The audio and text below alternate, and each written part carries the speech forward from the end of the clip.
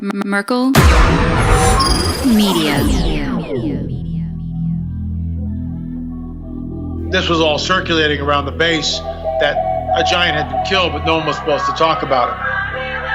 I saw 3 long, bony fingers reach up underneath the door, curl up to grab it, and then disappear. When he came over to me, dude, he slithered over to me. And this giant comes out of the cave and they're all frozen. And he starts running and firing at this giant. Well, the giant moves. He's got a spear in one hand and he's running really fast and spears Dan and holds him up like this. Somebody yells, shoot him in the face, shoot him in the face. They basically decapitate him. Got closer. When he got about 15 yards away from me, I raised that 12 gauge and I blowed his head off. I feel something pulling at my leg, and I look over and there are 2 small gray entities pulling at me. And they're literally, I'm getting pulled off the bed. I reached my hand into this bush and I touched air. Couldn't breathe and I couldn't move because I know I'm seeing a monster.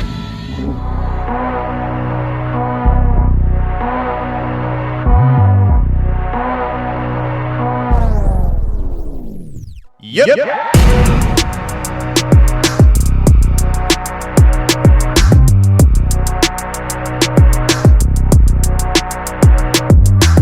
Welcome to the show, everybody. You're listening to The Confessionals. I'm your host, Tony Merkel. Thanks for being here. If you have a crazy, wild experience you want to share with me on the show, go ahead and shoot me an email. My email address is theconfessionals@theconfessionalspodcast.com. That's theconfessionals@theconfessionalspodcast.com. Or go to the website, theconfessionalspodcast.com, hit the contact section, and you can reach me that way as well. Either way works for me. Just get a hold of me. If you want more shows on a weekly basis, go to theconfessionalspodcast.com, hit the join button, and you can become a member today. Get access to Thursday shows, which are member-only shows, Tuesday shows ad-free, and overtime segments when they're available right there on the website and the Castos app. And if you are looking to EMP-proof your home because, you know, the balloons and all and EMP possibilities, you want to go to empshield.com. And upon checkout, you can use promo code Tony. It's actually a coupon code Tony, and you will get $50 off every device you order off of empshield.com. Link is in the description of this episode. And there is also a link next to it that shows you the episode I did with EMP Shield talking about the devices if you want more information. And last but not least, we want to tell you once again, we have Expedition Dogman here available on Amazon, Tubi, and on demand at merkel.media. If you haven't watched it yet, go ahead and check it out. Everybody said, all the kids say it's amazing and you should definitely check it out. So if you want to do that, go ahead and do that. But today we got some in-studio guests here. We got some great, awesome guys. We got Shane Cashman and Wesley. Should I say your last name? R-O-T-H. R-O-T-H. Roth. Yeah. Gotcha. Okay. I only know him as Wesley. Actually, I didn't know you as Wesley until I think you said Wesley because on your Instagram, it's A Roth, right? W.A. Roth or Aaron Roth? Roth. It's just a play on W. Axl Rose.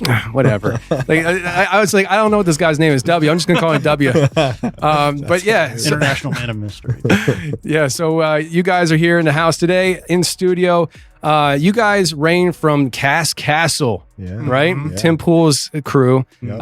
How should I officially say it? Timcast? Is that what you guys are from? We got multifaceted. I'm like in the Timcast newsroom. How would you say? What are you? I'm the director of Cast Castle, which is the blog. Well, it was a vlog now. I guess the sitcom. Yeah. But yeah, I don't know what Timcast Media Group. That's our umbrella What's the official name of his company? Timcast Media Group. Yeah. Well, there you go. Yeah. We got 2 guys here from Timcast Media Group. I like the name of that.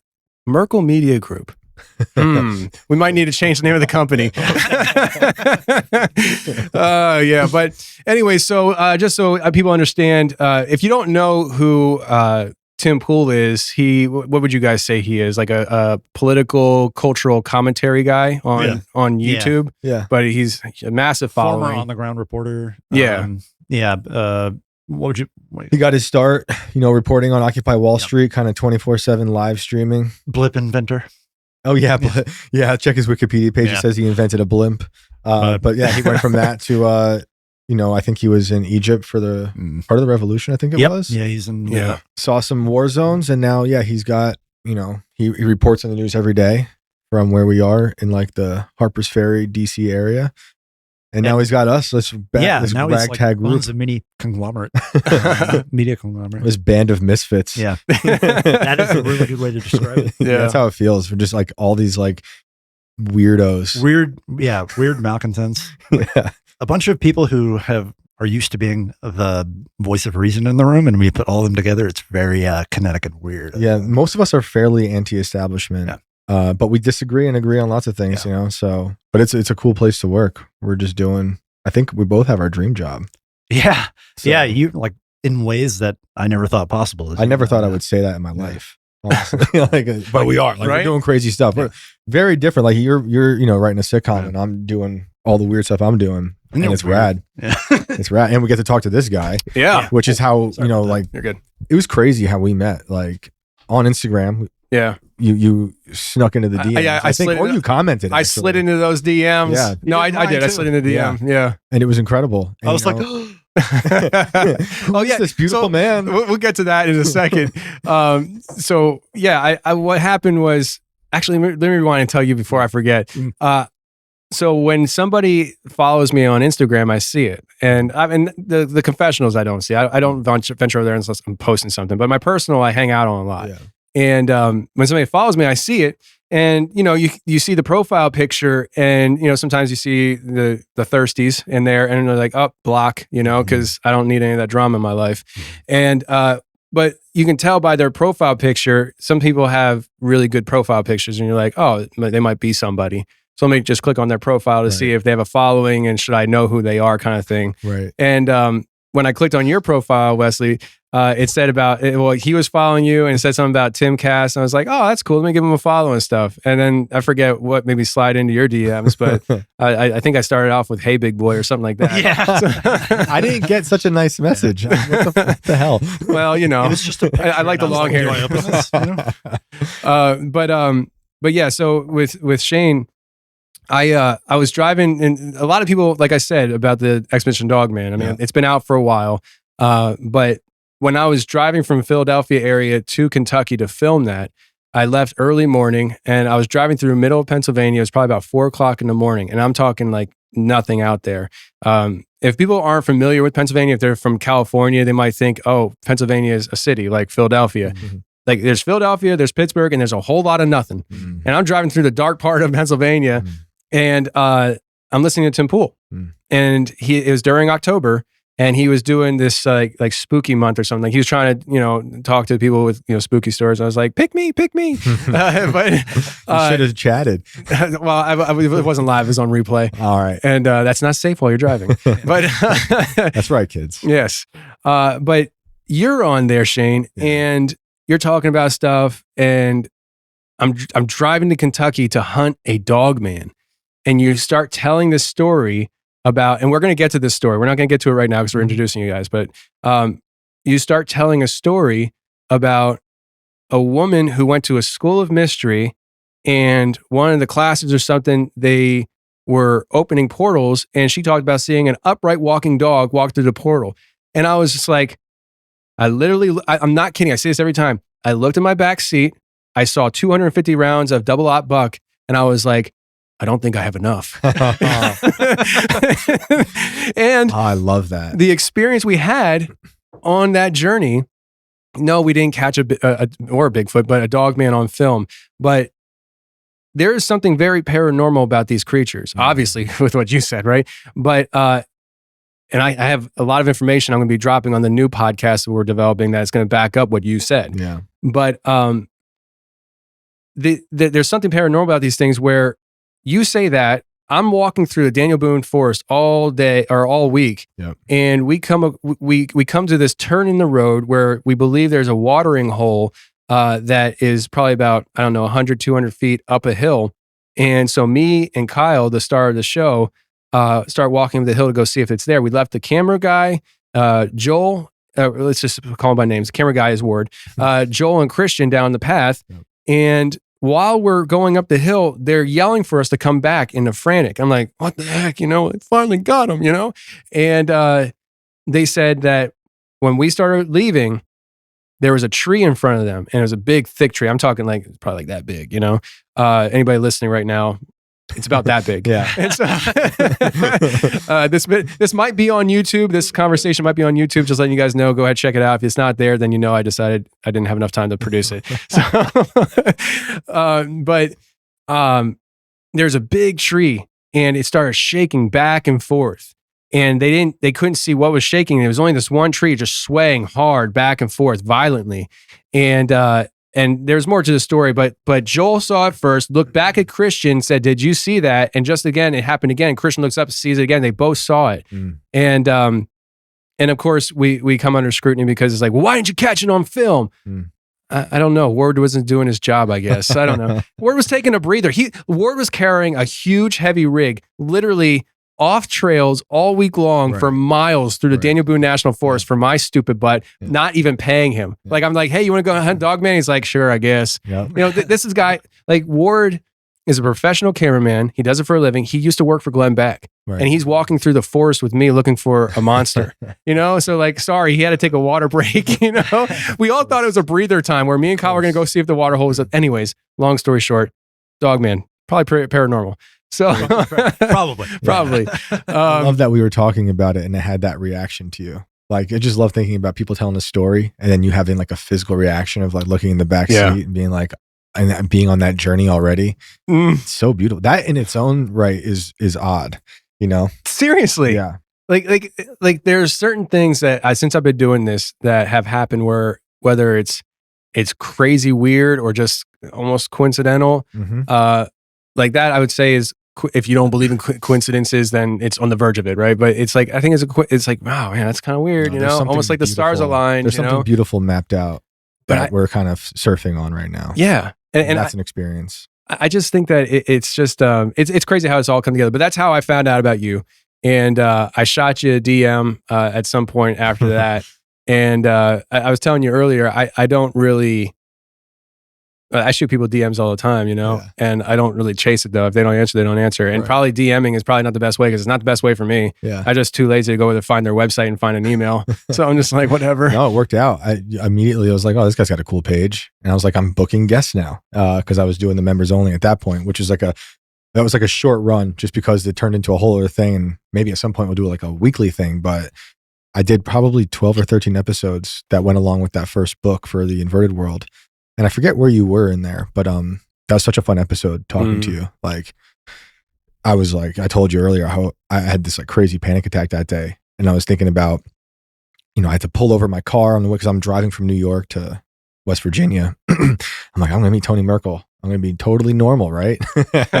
Not that I had to be, but I had that crazy panic attack and was thinking about like, just like the way the Bible was going to calm me down. And then we had this great conversation that kind of wound up talking about religion and just finding churches that accept UFOs and aliens and stuff. Everybody listening right now is like, yep, that sounds like Tony. I was like, oh yeah, this is great. But that was such a fun episode. It was cool how that worked out. Again, kind of like the reverse of you hearing me talk about the Dogman. I was getting to the Bible to calm me down, and then you had this great conversation about the Bible and that was I hadn't thought about prior. It was that was during like a more spiritual awakening moment in your life. I was getting or there time for sure. Yeah, definitely. That's cool. It seemed like it was the only thing that could calm me down. Yeah, and it did. That's cool. And when I showed up, I was like, I hope I don't look shell shocked to Tony, but I guess I didn't. I guess I played it off pretty cool. You seem fine. That's good.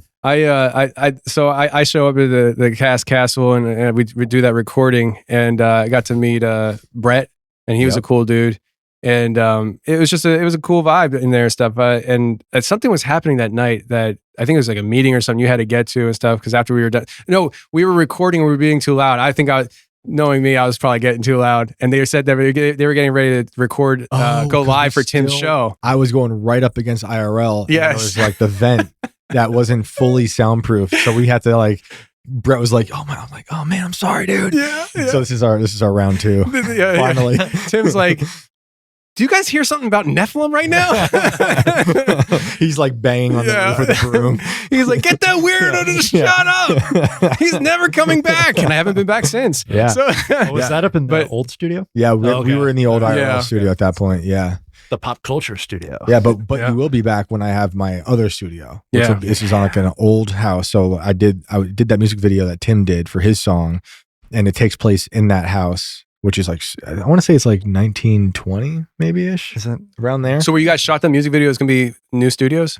Yeah. That's cool. Yeah. So I get like an old room upstairs and turning into, it's just a simple little studio. That seems very Shane. It's not simple, Dude, bro. It's a really cool studio. Well, I mean, it's cool, but like I want it to be very like simple. You know, I'd like just painting the walls dark and making it moody, and it's going to be, you know, kind of like set in the I want it to be like Victorian, but not too ridiculous, because that's how I live at home. I live like I'm, you know, a time traveler, but I only go back.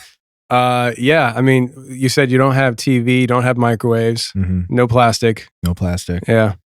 Yep. That's cool. It's the way to go. No Yeah. jokes. No Yeah, we're smiling. very serious. Yeah.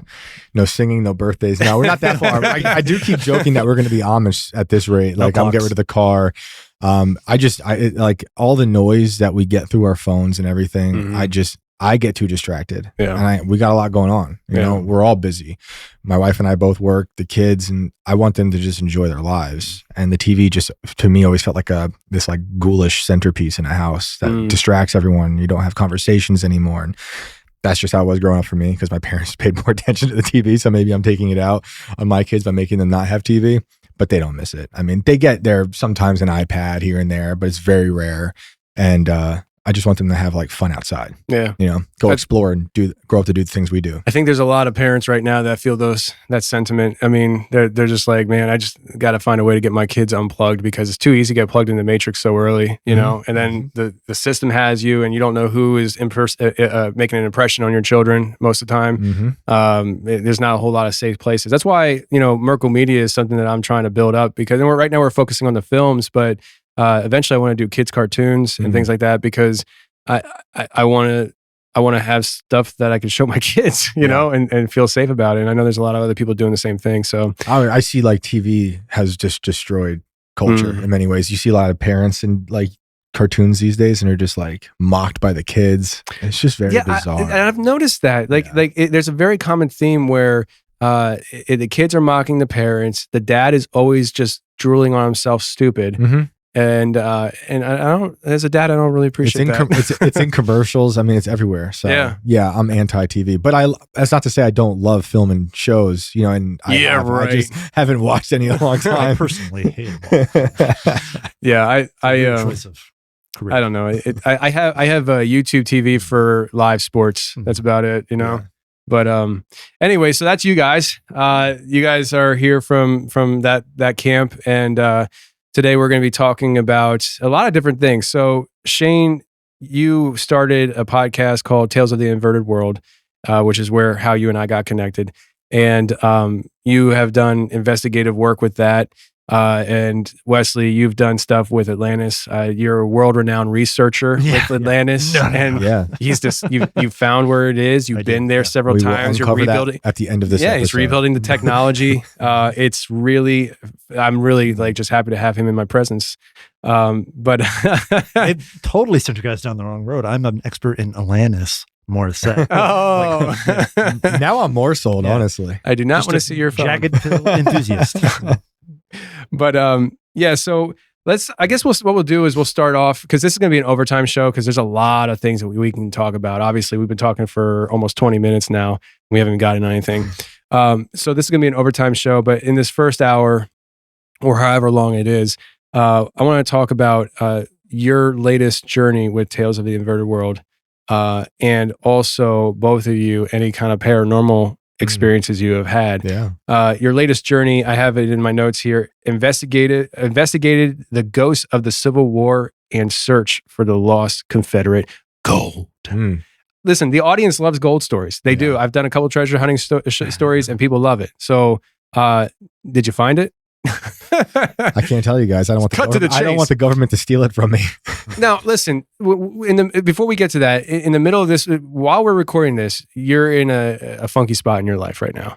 to say the least. Yeah, I mean, but this isn't the first time you had death threats. Yeah. Okay, you're having death threats right now, I'm assuming, or something like that because of the stuff you're talking about and you're writing about. It's done. Is that safe to say? There's been threats. There's been doxing. If I'm saying anything, just tell me to stop and I'll take it out. No, it's all good. There's been threats of hacking. It's been pretty dark. And this doesn't come out for a while, right? Yeah, it's gonna be like probably 4 or 5 weeks. So yeah, hopefully I'm still here when this comes out. I'm just kidding. Sort of, but yeah, it's been a dark path with this story. Can I just say the topic? Yeah, for sure. Oh, you say it then. So I'm like investigating, profiling the Eliza Blue story that's for whatever reason blown up on Twitter to the degree it has. I had initially just agreed to profile like I would anyone else. And between me actually going out to where she lives in Illinois, and for those who don't know who that is, it's a woman who is, she said she's been a survivor of human trafficking and has also been like a public advocate of survivors of human trafficking. She's worked, she's advocated for lots of different people from, she talks to Epstein victims and people like that. And she's also gained notoriety through working remotely with Elon Musk on Twitter to help figure out ways to remove the child porn. Because there's a huge problem. I think maybe still the pinned tweet on her profile is about a young boy, I believe he was 13. And maybe I don't know the age, but there was a young boy, definitely minor. There was illicit material of him on Twitter, underage. He had his government ID to show Twitter, like, look, I was this old, like, look at me in this video. And they refused to take it down. I want to say for years. I think you're right. And it has like and his parents went to Twitter too, right? Yeah, and it has a ridiculous amount of views. And so she helped, I don't know if she actually helped do anything, but she definitely helped bring attention to it. Yeah, put a spotlight on it. And I've talked to the lawyer representing that child. And she's told me how much Eliza has helped. So basically, between me agreeing to do this profile on her, which was, I thought was going to be about her story of human trafficking, which she's told in part here and there. This thing happened online where people were just picking apart her timeline and it all stopped making sense. People were now afraid she's been profiting off of victims, which is a really heinous accusation. Sure. And then they started saying it's all for profit, it's all for fame, and that she's lied about everything. So all that's been called into question. And as that's like culminating on Twitter, people are sharing pictures from a video that was public on the internet on World Star Hip Hop that was then on YouTube. And those accounts got banned that shared those images. And that's when like the fire started. Because then it was like accusations of censorship. She had already worked with Elon Musk like publicly. She had a Twitter Spaces with him and like talked about ways she thought she could help Twitter with all of this human trafficking issues, because Twitter and all the social media accounts are vessels for trafficking. So when the bans happened, people were like, oh, she's working with Elon to ban people. We don't know why. It's ridiculous. It was a public picture. Like no one knew why. So all that's happening. And then I go out there. So like my focus on the story changed, because it's not only am I just telling her story, because no one's really heard it. It's like now I'm like interrogating her story. So it's like face to face, like asking questions I would never want to ask anybody, and kind of balancing this idea of like, I'm either making her relive the most traumatic things ever, and the stories she told me were horrific, or I'm about to make someone expose this like elaborate lie. And I went there not knowing. Like I told my editor, Cassandra, on the way out there, I was like, I'm either going to write a story that Eliza's going to hate or like. I have no idea. I had no idea, because I really only knew Eliza a little bit. And I say it in the first part of the story. I just say like, I got her permission to share her contact with Kanye West after I left Kanye West's place when I was there profiling him. He's running for president of the United States of America. It's hard to say that, but it's like without laughing, but like I actually think he's going to become the president of this country. We'll get into that later. But in the overtime. Yeah. But I just lost the audience. They're like, oh, we're not listening to this guy anymore. Read the story, see what I'm talking about. But anyway, he was talking about human trafficking a lot when I was with him. And so I was like, oh, Eliza's the perfect person for them to talk. So I linked them together. So that was my first interaction. Then we did the IRL together, and then this whole thing blew up. So are you the new handler for all these people? Do you imagine? Do I look like I'd be a good handler? I mean, I can hardly live. I can hardly live right, bro. My guy, no. My guy, we'll go back and find the Instagram live from today, whatever today is. But yeah, I've lost track of time. For whatever reason, the hate against Eliza at this exact moment, which is February 7th, has culminated into something I've never experienced in my life. Like I don't even want to open my Twitter. I've never seen Twitter from my angle like this. We've been with like Tim Pool. I've seen him trending. Yeah. I've seen people say the most heinous things about him while I'm standing with him, and they're saying the most ridiculous, like egregious things. I'm like, well, clearly that's not true. I know what they're saying about me is not true. I'm not really sure about the wave of hate yet. I think I'm making sense of it now. Hopefully that becomes clear at the end of this 3 or 4 part series I'm writing right now. But it's brutal. And I think, a lot of people hate that she possibly used connections within Twitter to ban people. That would be a pretty terrible thing. Sure. If that's the case. I'm not sure if I believe that from everything I've heard so far and seen, but I'm still writing it. And I think I understand. I think I have a pretty good picture of everything now. I'm trying to lay it out, but yeah, I've been inundated. I've been attacked. People are saying the worst things. They've been giving out addresses. They've been, man, just open up my Twitter. I'm pretty good at receiving criticism. I, in fact, sometimes love it. Like I wrote a book, The Fucking Lunatic. Yeah. And on the back of that book is all the worst things my own friends said about me when I wrote some things they didn't like about, the way we slipped into medical tyranny a few years back. So I guess this is like the sick joke of me saying that. I don't remember. Oh, medical tyranny? Oh, that's when the government took all your control. I'm trying to build my YouTube channel over here. You shouldn't have invited me on. You should not have invited me on. But yeah. You mean when they were trying to save us? Yeah, that's right. That's right. You're just trying to help. Right. So I'm no stranger to it, but to this degree, it's new to me. And I'm just going to do the best I can. I know I'm not going to make everyone happy, but yeah, I showed up today seeing you. I was like, I've never had this amount of like, I'm just like a cloud, a dark cloud, like walking around, and I feel it. And I'm sorry to both of you. No, you seem fine. You are, like one of the hardest working people I've ever met. Thanks, man. And like, I don't know how you're able to do the things that you're doing and then maintain the like presence that you carry. And I appreciate that. It means I'm somehow hiding the upbeat nature, all the insanity. Like sometimes I think what I do is hard, and then I look at you and I'm like, I'm all right.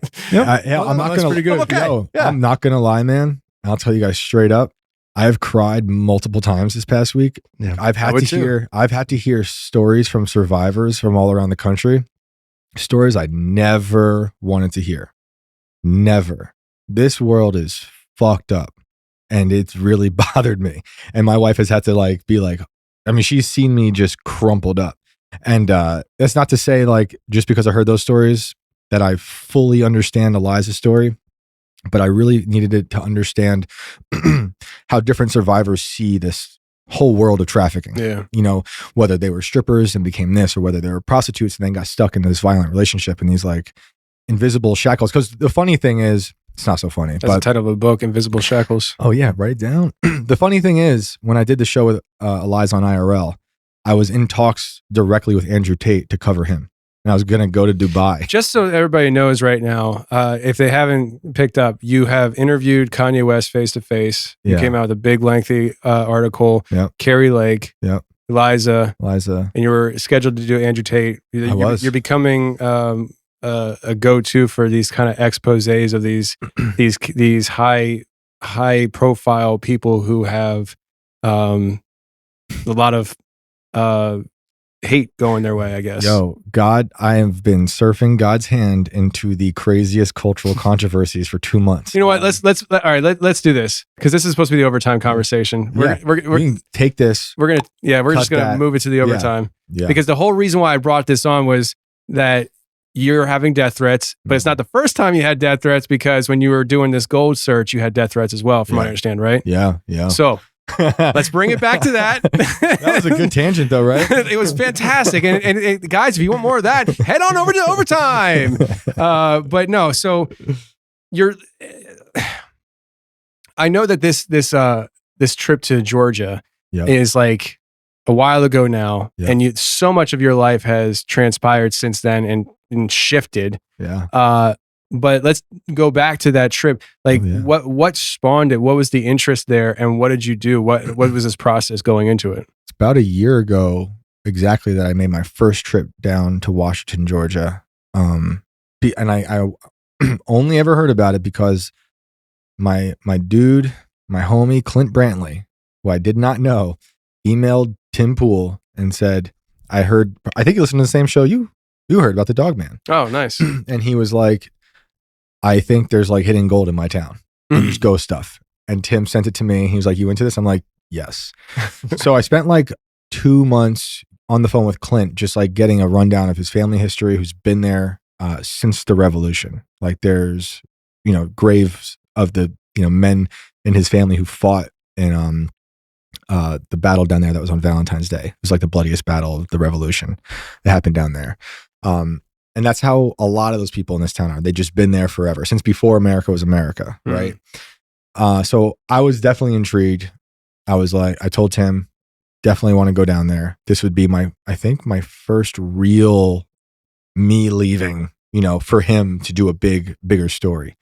I did the serial killer story, I guess, but that still wasn't what this would be, because this became a whole book. So I flew down there. Within, I forget now, maybe an hour, maybe 30 minutes of me entering this town, I'm at the Historic Museum, which is like right in the center of town. And just real quick, this is the town where Jefferson Davis dissolved the Confederacy. So the Confederates had just burned down Richmond because the Union was getting close. They said, nah, we're going to burn it ourselves. We don't want you guys getting anything. To the point where they were like dumping liquor into the gutters because they didn't want their soldiers to get drunk. They just wanted to burn everything, burn in tobacco, burn everything and bounce. But there's this great scene I found in a book by a Navy admiral, I believe, who was down there too, a Confederate. And he said there was drunken demons lapping up the liquor from the gutters with their hats, like scooping it up and drinking the liquor. And they were like screaming like demons, he referred to them. What? And this guy is interesting because he eventually became, that night that Richmond was burning, he became the guy that took the gold, the Confederate gold, out of Richmond. That's where it was. So there's 2 trains that leave Richmond that night. This admiral, I forget his name now.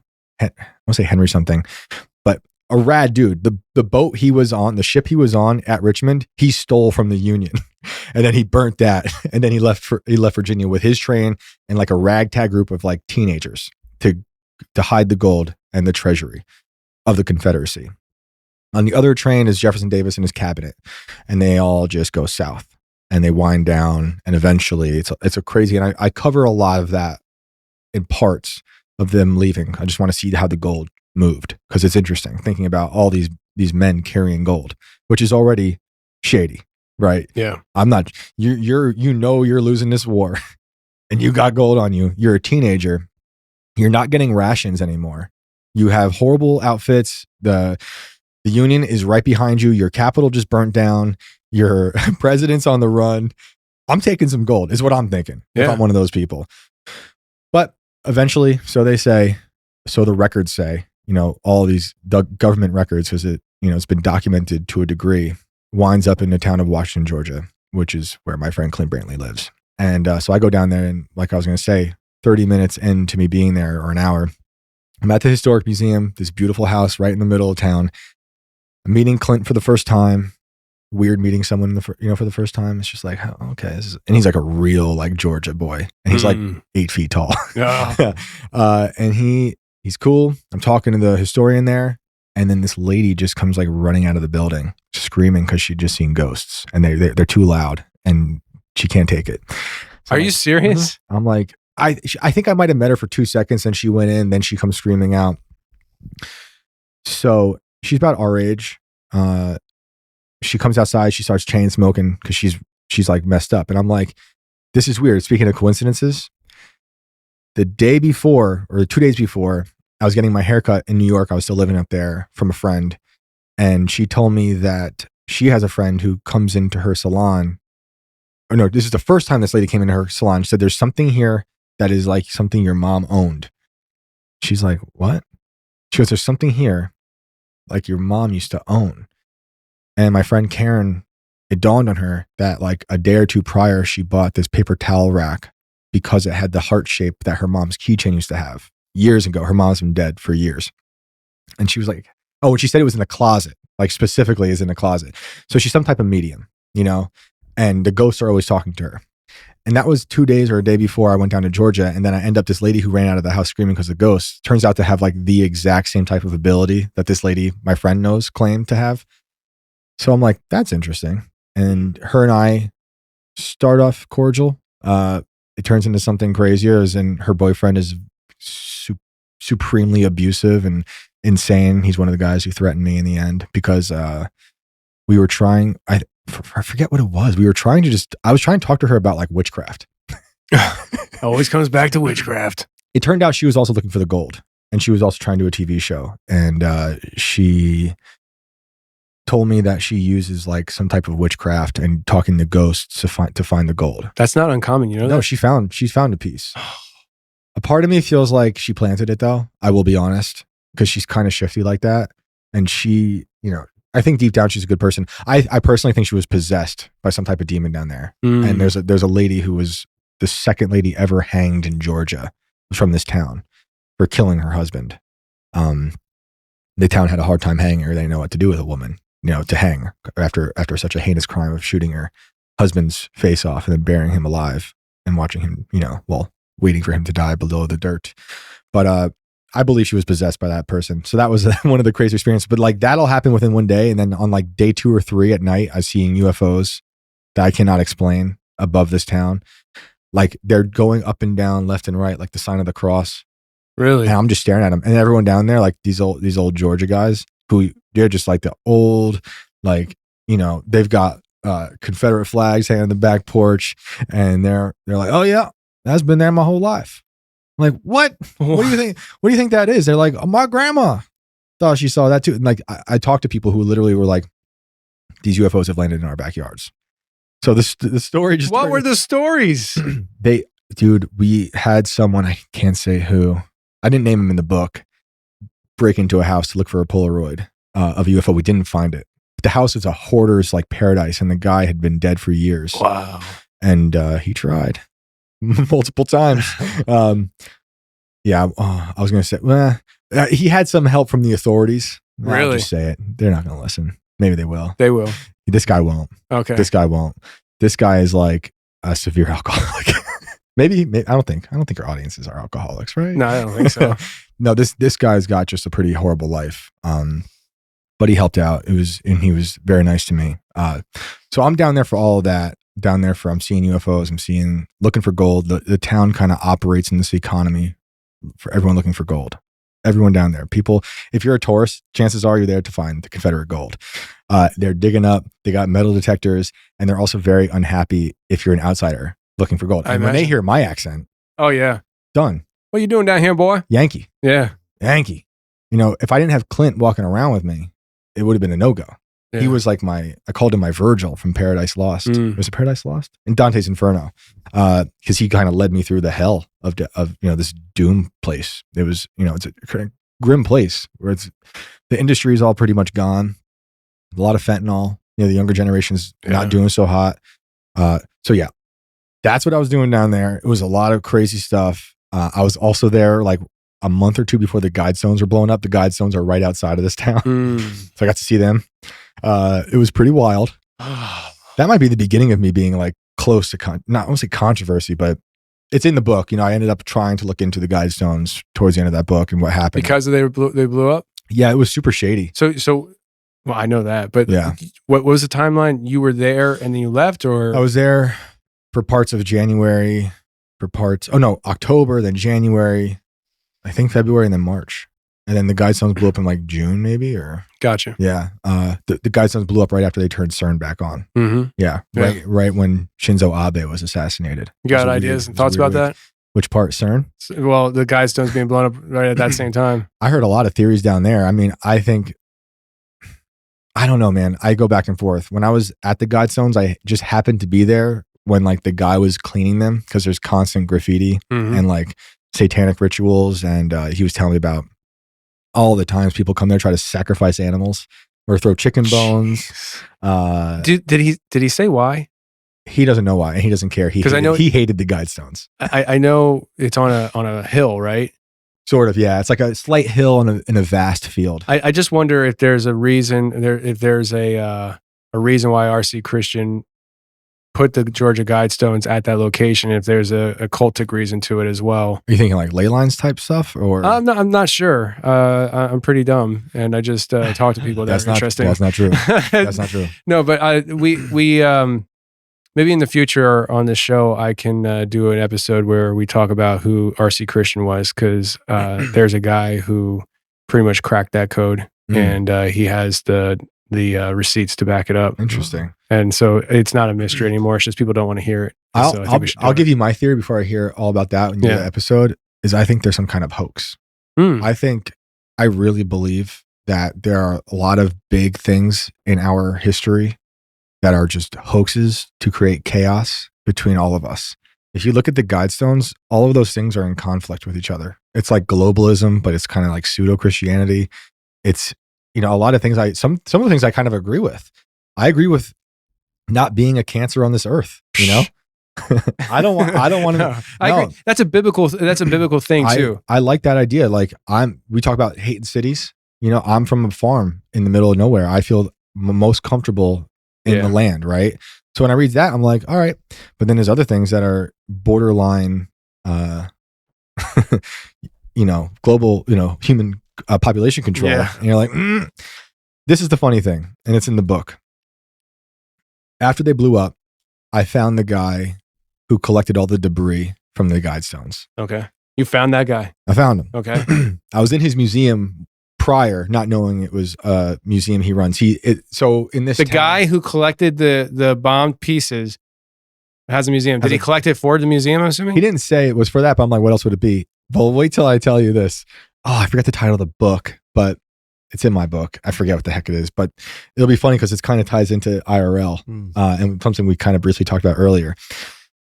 This man who collected the debris, he was very upset when I asked him about any type of population control stuff. He was like, it's nothing like that. It's, we need to learn how to coexist with the planet. He was saying population control without saying population control to me. I also just talked to the lady who ran for governor in Georgia, who, what was her name? I forget her name. I have her number somewhere. She's very nice. I forget her name. Okay. I should remember. She's a sweetheart. But one of her first executive orders as governor would be to destroy the Guidestones. She's Candace Taylor. That's right. Kandiss. They didn't like her down there at the Guidestones because they all accused her of being, the one to do it. She believes they were hit by lightning. She believes God took them down. But then they have video of a guy running away. She believes that's CGI. I'm just reporting back to you. But so this guy who collected the debris, he told me about his favorite book that he reads every year. And I can't remember the name of the book, but it's about how you save Earth by implementing population control. And we know it from IRL. The population bomb. And not population bomb, but it's when Alex Jones referenced "I am the gorilla" on IRL. It's from that book. Oh, really? Whatever "I am the gorilla" is from this book. Yeah. It's not Parlor. I don't think it's that. I think it's a work of fiction, but it's a way of implementing kind of ideas on how to restrain population. And I was like, "Oh, that's your favorite book? That's crazy." It didn't dawn on me until I sent the story to my editor. He's like, I'm a gorilla. Like that's what that's from. Because I think the gorilla kind of sends telepathic messages to someone to kill Ishmael. Oh, like Bigfoot. Okay. Something like that. Gotcha. Yeah. Is that that's right? Is that Bigfoot's in telekinesis? Yeah. Actually. Let's get into that. I'm ready. But that's the whole story with Georgia and all the, me looking into the gold. the story of the gold, all these weird paranormal things, and kind of my takeaway being like, I believe severe trauma really can affect the way people experience paranormal and a place. From war happening there in terms of the revolution and the Civil War. Civil War didn't happen in that town, but it died in that town. And then, there was plagues and all that stuff. And so that's how my takeaway of that, and people being mad at me for trying to look for gold, because they take it very seriously. Yeah. So the locals down there, most of them are looking for gold. A lot of them. I drove around the town with the mayor, and he's like showing me around all this stuff. They have like a Bitcoin farm down there. They're all very proud of. That's like their new industry. Oh, really? Is outsourcing electricity to run the Bitcoin farm. I bet they're not happy with things that have happened with Bitcoin recently. I don't think he cares as long as that place is still mining Bitcoin. Gotcha. He doesn't understand Bitcoin, but gotcha. Very nice guy. When I went and saw his house, he was like, when I bought this house, my wife handed me a metal detector and said, no, go find the gold. So it's like everybody from like the lowest to the highest. He said to his wife, go find the gold? No, his wife told him. Yeah, his wife told him, here's a metal detector, go get the gold. Wow. So yeah, I think there's stuff there, but it's probably not how they think. I don't think there's some big cachet. I don't think it's all been hidden somewhere. I think it's probably been within certain families. I have a bigger theory in the book about where it might have gone.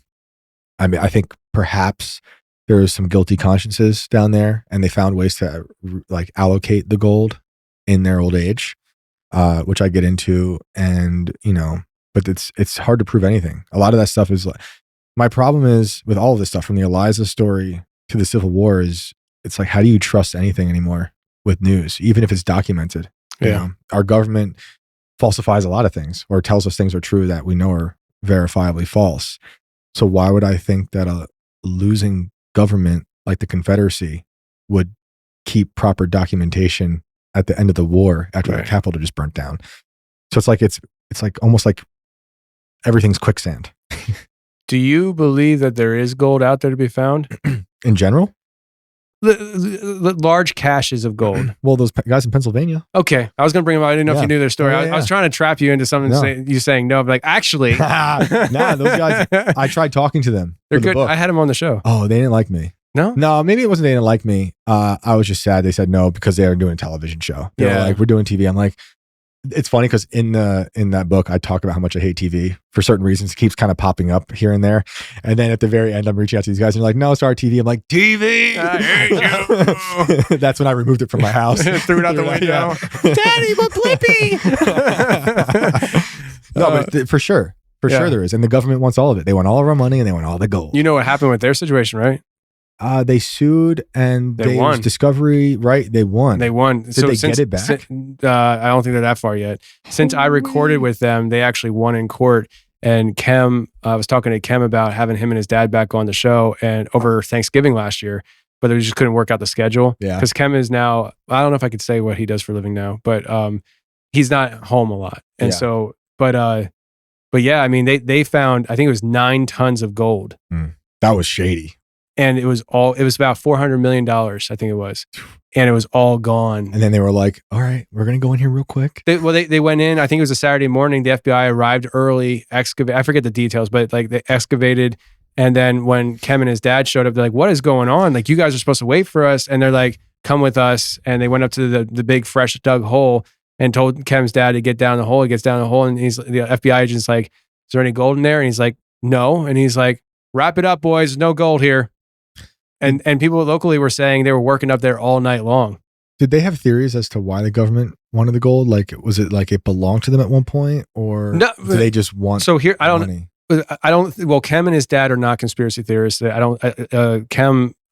Maybe that's why they didn't talk to me. Well, no. Well, Kem's in law enforcement. Okay. And I think he even said on my show during that whole process, he really was awakened to the darker side of things. Yeah. But I don't think they were so far like I was. Yeah. So I don't think I liked them a lot. So I wanted to have them back on. So I was like, I'm going to keep it. Oh, their story's rad. I'm going to keep it elementary with these guys and not go too crazy on them. Yeah. What do you think? I think they took the money and used it for black projects and possible funding of highly unacceptable things. Wow. Do they have an idea of what that gold was? Like, was it just deposited there and lost treasure? It was gold from the Confederates. They stashed it there because the Gettysburg was going on, I think, and they were going up around Gettysburg and trying to get to Philly. Yeah. They stashed it there, but they said that there's another stash in Pennsylvania that is still, and there's some of it that they haven't said on my show, and they said they were going to say the second time. I don't want to spoil it, but basically, there's another stash of gold, or not gold. It's not gold. It might be gold. I think it's gold, silver, and lots of guns, cannons that they stashed in, I think, northern Pennsylvania. And if the Confederates got up to that stash, it would have changed the whole war. And that's so crazy. Yeah, and they, I think they know where it's at. I think they've seen it, and it's just they're. So I'm like, oh, there's treasure next door. Let's go dig it up now. Right. They're like, well, we got to do the paperwork. I'm like, what paper? No, let's just go. You know? We're out. But they're proper. They do it properly. Yeah. But I wanted to say with them though, they used a psychic to find it. Did they? Yes. And I didn't know this until I sat down and talked to them. So yeah. So so Kem's dad back in, I don't know how long ago, it was a long time ago, like I think maybe before Kem was even born. Kem's our age. Let's say back in the 70s, his dad was working at a department store in Pennsylvania, no name Pennsylvania, wherever they're from. And a psychic came in and was doing like his psychic stuff as like an entertainment thing. And he didn't believe any of it. And he at the time had a magazine or it was a newspaper, and it was talking about the local treasure, and that's what he was reading it about. And so he's standing there, disbelief, whatever. And then the psychic says, basically he says, give me your map or whatever it is. And he said the psychic raised a pen up in the air, closed his eyes, and slams it down on this map. Circles it. He's like, that's where your treasure's at. Wow. And then he said, he's like, you're gonna look for this landmark, this landmark. And he goes, and he's like, this guy's full of it. But when he goes, he starts finding these landmarks. Wow. And the last landmark he couldn't find, and he gave up for years. Wow. Fast forward, Kem's an adult, and Kem revives the hunt. And there was something that was missing or that they overlooked, but they wound up finding the location. Wow. They found the cavern that they crawled through and everything. I mean, it was real Indiana Jones stuff in Pennsylvania. Yeah. It almost made me not move. Right. Almost. But might be on some gold. Yeah, I mean, but there's a lot of gold here too, I believe. If there's somewhere to hide treasure, these mountains are a great spot for that. I don't think it's in the tourist traps. You know, like Washington, Georgia, I wouldn't say is a tourist trap, but when it's like it's known for this story, probably not there. And like I think I say this in the book, like if it does go there, they planted it. I think it's planted. Like I think a lot of people are looking for fame through finding gold in a story that's been going on forever. Like a lot of people I met down there are really trying hard to be like these reality stars and do these like very kind of like half scripted shows where they're looking for gold. But I think they plan stuff. I really do. I could be wrong. But that's just my gut says that. Not everyone. I mean, planting definitely could be possible. I know the Pennsylvania boys, the story behind it. I'll send you the episode. It's like 300 something. For some reason, I want to say 392. Somebody fact check me. Get back to me when the show airs. But yeah, it's a really good, entertaining story that they have to share. And I love treasure hunting. I'm not a treasure hunter. I want to be one day when I grow up. But right now I'm hunting monsters. But one day when I get old and I can't do that, I'll hunt treasure. You're in a noble cause right now. Yeah. Let's take care of the monsters, then you'll get your gold. Yeah, we gotta find the portal, jump through the portal, find the dogman, drag him back. Well, wrap him up, drag him back, and then we'll go hunt gold and get the treasure. So there's another treasure that we are lining up to hunt though. Me and some of my other guys and some friends that I have, the one friend that I have in North Carolina who brought it to my attention. But there is so in Missouri, or let's just put it this way, the Missouri River used to flow a different pattern. Rivers change over time. And over the years, ships go down in these rivers all the time. And then the river shifted. And so these ships now are actually buried underground, and they're perfectly preserved. One was dug up in the 80s, and it had the ship wasn't perfectly preserved, but the products that were on it, and I think it was like jarred fruit or something like that, and it literally was perfectly preserved because of the way the mud or something like that. I don't know, but every year, one time a year, they opened up a jar. This family that opened it and eat this like 200-year-old fruit, Incredible. But they from that one find they got massively rich. I mean, generational wealth. Yeah, and they drew out a map of all these other locations where the first time they went looking, they found a ship. They documented where these shipwrecks were. They documented where the river used to flow and pinpointed it. Oh. And the first time they went looking, they're like, "There's a ship right there," and they dug it up. Wow! They never felt the need to go look for the other ships. And just like one's good for me. Yeah, and we might have access to that map. Or one ship family. Yeah, and I'm just like, yeah, I'm like, yo, we're good. Yeah. We're good. Have to keep up with the Joneses. If we got this map, we're going. Yeah, and we're digging it all. Yeah. It's like the movie Holes.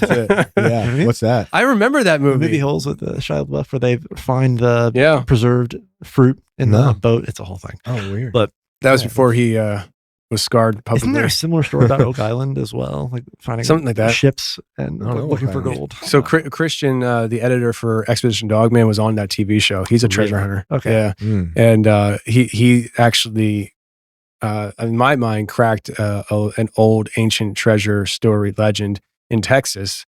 And next time he's here, we're going to sit down and record about it. We were going to do it last time, but we didn't have time. Like native gold. No, this is like in a wagon type gold at the bottom of a lake. Oh, cool. And he's a diver. He comes from a family of divers. Interesting. But it's called Sunken Silver is the docuseries. We're going to release it on Merkle Media. Oh, great. Yeah. That's awesome. So look forward to that. Shameless plug. It's my freaking show. I'll do what I want. That's right. But yeah, I'm fascinated by treasure. When I was a kid, I remember my mom.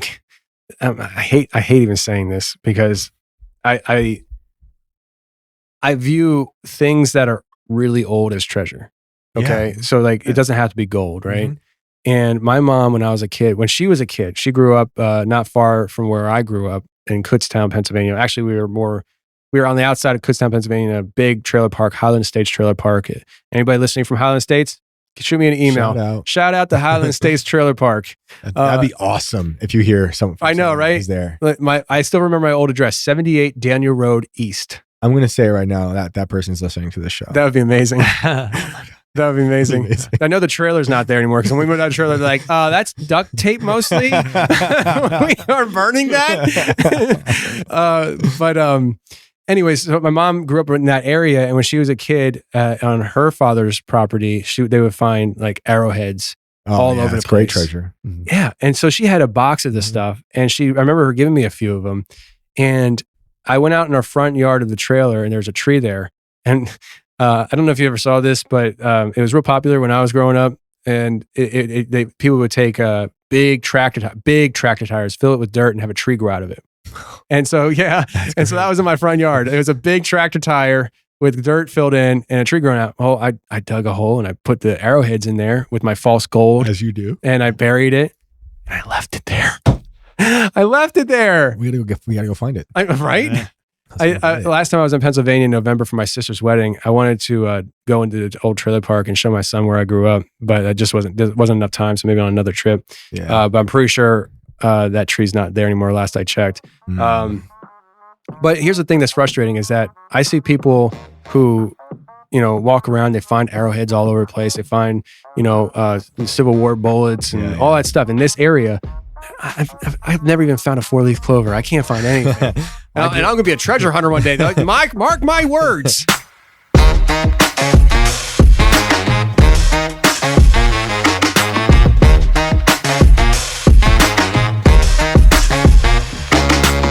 All right, for our sponsor today, we have HelloFresh. Let me tell you, I love HelloFresh, and I never miss a HelloFresh meal, except for recently I did. I had to be at the office late at night. Lindsay didn't realize that. She made HelloFresh, and I missed the fresh goodness, right? So I told her to save it. The next day, I brought it into work, and I heated it up in the microwave. Listen, it's not the greatest as far as like freshness, but it still tasted delicious, even though I had to mic it.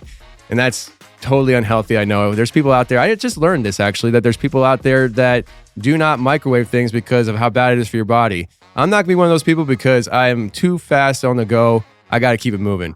But nevertheless, HelloFresh tastes delicious, even reheated in the microwave. And guess what? Right now, March is National Nutrition Month. So if you're somebody who is really worried about your nutrition and you're really focused on it because, hey, you knew that it was National Nutrition Month, I didn't know until now. Hey, they got you covered at HelloFresh because they actually have a dietitian wing tab that you can select with under 700 calorie meals plus 1/3 less sodium. I don't like the less sodium though. Tastes better that way. That's my personal opinion though. Not HelloFresh's. HelloFresh is cheaper than the grocery store as well, 25% less expensive than takeout. So you're going to be saving money. And right now, you guys are going grocery shopping. You know exactly what I'm talking about. Prices are going through the roof. Everybody's getting chickens. You can save some money with HelloFresh, especially right now. Go to HelloFresh.com/Confessionals60 and use code Confessionals60 for 60% off plus free shipping. That's HelloFresh.com/Confessionals60. Use code Confessionals60 for 60% off plus free shipping. Go check it out right now.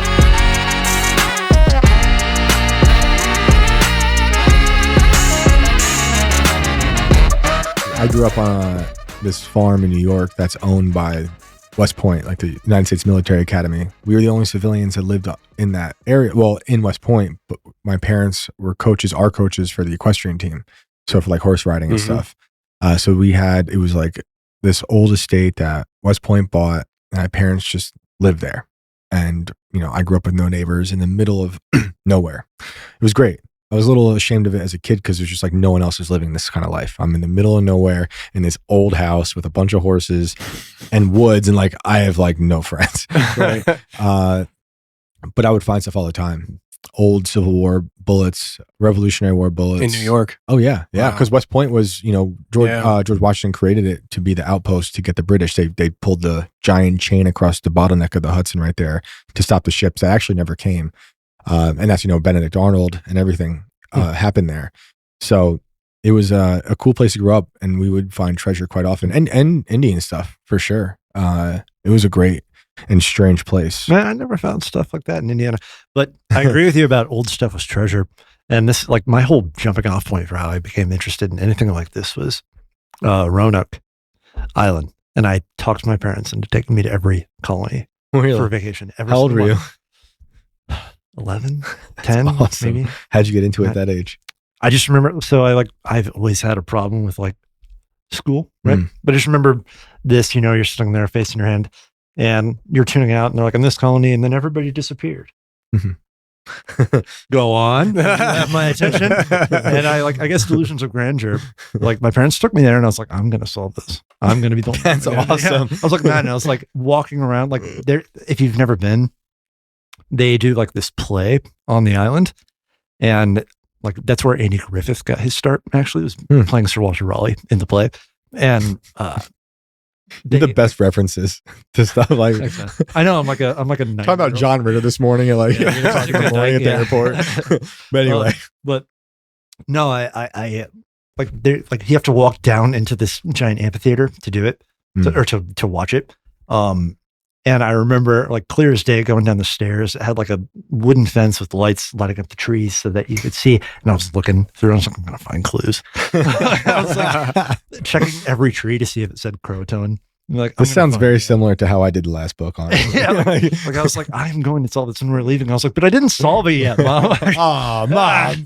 And like everything in the museum, I was like, look, I found this. And they're like, well, somebody else found it, Wesley. I was like, yeah, but I found it too. Like, yeah, it's just because it's here doesn't mean I didn't find it, Mom. Like, that's awesome that your parents did that for you at that age. Oh yeah, yeah. And they were just like, as long as like it's not video games. Yeah, I'm gonna remember that. It's not Perfect Dark. It's not Silent Hill. It's like he's really obsessed with this for some reason. Imagination in a child is the best gift. That's the treasure for me. Yeah. I love that. That's my wholesome remark of the day. Yeah. Can you put like a nice sun behind me rising? Shane, you're one of those people that whenever I talk to you, you say things like that. And I'm just like, I got to be a better dad. Dude, I got many flaws. But you're so you're such a poetic person. Like you look at life in a very should be a beautiful writer. way. I should, right? You should be a writer. Yeah, I appreciate that. Have you thought about it? I have to. I'm like on the fence with it. Stop pursuing acting and your TV career, reality shows. I just the children are like amazing. I mean, it's just like we were talking about earlier when you first see their faces and everything changes. Not saying people aren't inspired and in love with the world, but that was a big shift for me, and they're a huge source of information and imagination. To me has just always been everything, for me. Probably because of the woods, growing up, in the middle of nowhere, having no friends, and you have to go out and make your own friends. And I remember walking through. So with the big trailer park we had, there was a stretch of woods that came into the trailer park, and us kids would go into that stretch of woods and then go deep into the woods. And we would drag wood back there, and we were building tree houses. I fell out of a tree house, landed on a nail with my foot, and they had to carry me out. Bloody sock. It probably felt worse than what it was, but I remember it went through, and I pulled my foot out, and my sock was just dripping. My sock was dripping with blood. I can feel that. Yeah, it right in my heel. But the heel. Yeah, terrible. We had a pulley system, so you would sit in a rope and you'd pull yourself up, and I lost it and I landed on my feet. I was like, I'm good. No, I'm not. Delay. But anyway, so I remember walking through the woods though by myself, because sometimes I wasn't the most popular kid. So sometimes, depending on how the kids' moods were, if they liked me or not that day. So there was plenty of days I was by myself. Yeah. And walking into the woods, and I would walk into the woods, and I would just feel like I'm entering another realm almost. As an adult, describing that now, I didn't have those words then, but I always felt like when I was walking into the woods, I was walking into almost like a magical place. And you were. I wasn't sure what was looking at me and maybe following me. And I was, looking into the topic of Bigfoot, not looking into, but I heard of the Bigfoot, and I didn't know much about it, but I was like, oh my gosh, what if this creature is here? And that whole sense of wonder is something that's always kind of pushed me throughout my life, And when I was in my mid-20s is when I started to look at Bigfoot again. Right. And for the last, it's been 12 years. I think I started when I was 25 looking at Bigfoot. Oh my gosh. It's incredible. It's crazy. It's funny because I love the idea of Bigfoot. It's just something I just haven't gotten into that far yet. I think we've talked about it quite a bit. Yeah. and we should again. To all my coworkers' dismay. Frequently bring it up. Both of you guys talk about it, but I've also the woods as this dark organism has always been really interesting to me because it's like you said, there's a fear and beauty out there. And that was probably the first place I experienced true fear and love in the woods, because it's completely beautiful. But when the sun starts to go down and it's darker in the woods first, you can see the light far ahead. It is incredible, and I would just be out there by myself, sometimes with a horse of mine, just riding around and finding bones and all that good stuff. How far were you from the Catskills? That's probably an hour. I'm an hour south, hour and a half south. Okay. Depending. They're kind of a big area, but yeah, it's up there. Gotcha. That's some interesting. There's Bigfoot up there. Yeah, I'm sure. Yeah. I'm sure. It's funny. We never really talked about Bigfoot growing up. It was mostly horses. Horsemen. No. They're real. Those are real, actually. This is why I came down here. I wanted to tell you guys about the horseman from my childhood. No, it was like ghosts and Dogman, aliens. but bigger. Yeah, exactly. That's the sequel. Yeah. But no, the woods are this. I forget who said this. It was I think it was Nathaniel Hawthorne. He called them this dark cathedral. And there's Nathaniel Hawthorne. Do you ever read Hawthorne? I love Hawthorne. He was the descendant of one of the judges that hanged. Did they hang the witches? Yeah, they didn't burn the witches in Salem. They hanged them. So his great grandfather was one of those judges in Salem for the witches. And when Nathaniel grew up and became a writer, he changed his last name because he was so ashamed of all of this. Really? Yeah. And just by one letter, though, I think. And then he wrote these just terrifying early, I'd say 18th century or 19th century short stories, probably 19th century. But Young Goodman Brown is one of my favorite short stories. And it's actually horrific. And it's just a guy walking into the woods and he meets the devil. And it's one of the scariest stories, I think. The way he talks about it, it's not Is this a real account? No. It's a short story. But maybe it's based on something because I think it is. Because he is a descendant of the people with the witches, you know? And it is this New England weird puritanical society that he's dealing with in that story. But there's witches and this Satan type character. And it's beautiful, but it's a horrific, terrifying story. So that's what I always thought about when I was in the woods. Right. Yeah, that's why he's a writer these days. I have trauma. Yeah. Wow. Yeah, I've always been fascinated by it. I remember when we were kids. I distinctly remember it was a snow day, and it was maybe the blizzard of '96 or '93, one of the two. And we were building these really big forts that were complex, like layers. You know, like here's the tunnel you go in. You got to go up to this spot and all that. And I remember the kids were like, "There's a werewolf! There's a werewolf!" And I'm like, "What?" And it goes, "I'm already like Bigfoot's for sure real." You know, now like, we got werewolves. Yeah. And I crawl out of this thing, and they're all freaking out and pointing up into this little piece of woods that were there behind the trailers. And I freak out, and I just book it, and I start running. And I probably ran a good distance, and all of a sudden I hear laughing, and I look back, the kids are laughing, and they're like, "You're so gullible." And I was like, "You win, I'm going to be a podcaster one day." And you're going to prove those kids wrong, because you're going to find that monster. Absolutely. And you're going to like show them you Maybe this is like the deep-seated beginning of how all this started for me. Yeah. You know, this is turning into a therapy session. Yes, thank we you, got guys. Roanoke out of the way. Now you know what's up with you and your monsters. I'm gonna start crying in the soon. woods. This is perfect. My kind of day. I don't think I've ever even told that story because there's not much of a story to it, but I do remember that I was freaked out because they were all screaming, and they organized it to freak me out. Yeah. And that's because I was the whipping boy all the time. I was like that a lot too, like not having a lot of friends. I did have friends at school growing up, but like they would just constantly rag on me. I was super skinny. I had buck teeth and a mullet. I was civilian. They're all military. I remember them like in like middle school making fun of me because I just wanted friends. And at that point, like 4th, 5th grade, I'd say anything. Yeah, I love that. And these kids all banded together to say there was a band called Mastodon, and they asked me if I liked it. And I said, yeah, I love that band. Mastodon didn't exist yet. I would later grow up to be like a huge Mastodon fan. Like, you people. I love Mastodon. I'll show you it will exist. I'm a time traveler.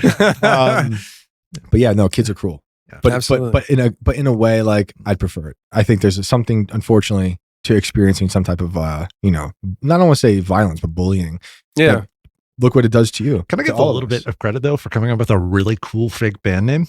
Which is Mastodon? Like if it didn't exist, can they make one up for me? I will give them credit. That was a great band name. Yeah, it's sort of like, oh, who is it? There's a band I know. They're really great. They opened for STP one time, but they started their band as a joke. Like they're like, we're going to make fun of these band kids, and they're still doing it to this day. Yeah, like, wow, that's hilarious. But no, in sort of experiencing like Beck. I love Beck. The Loser, he wrote it as a joke. Yeah, great song. Well, later we'll get to Wesley's impersonations of all these singers. No. Yeah, I don't do Beck. No, but there's something to that kind of friction growing up, whether it's in the forest, meeting like something existential because it's dark, or kids making fun of you because it like early on you learn like life's not easy. And maybe some of us, like the guys sitting at this table, are so interested in why it's not easy that we just make a career out of it. And we investigate the things that scare you, the things that scared us as children, because there are certainly monsters in this world. Yeah, absolutely. Some of them human. A lot of them human. Yeah, I was gonna say, that's a lot of them. There's a lot. Yeah. Over under. Human monsters versus monsters that come through portals. How many? Which one? Yeah, good point. Yeah. I think there's probably more human monsters. I want to tell you, I had interaction with this guy. His name's Burke, and this is kind of going back on the treasure hunting thing, but I think it's really interesting. I'm hoping he comes on the show. He said he would, but right now he's in the middle of a treasure hunt. And last time I checked in with him, I said, "How's it going out there?" Haven't heard back, and he hasn't seen it yet on Instagram. So hopefully he's still around.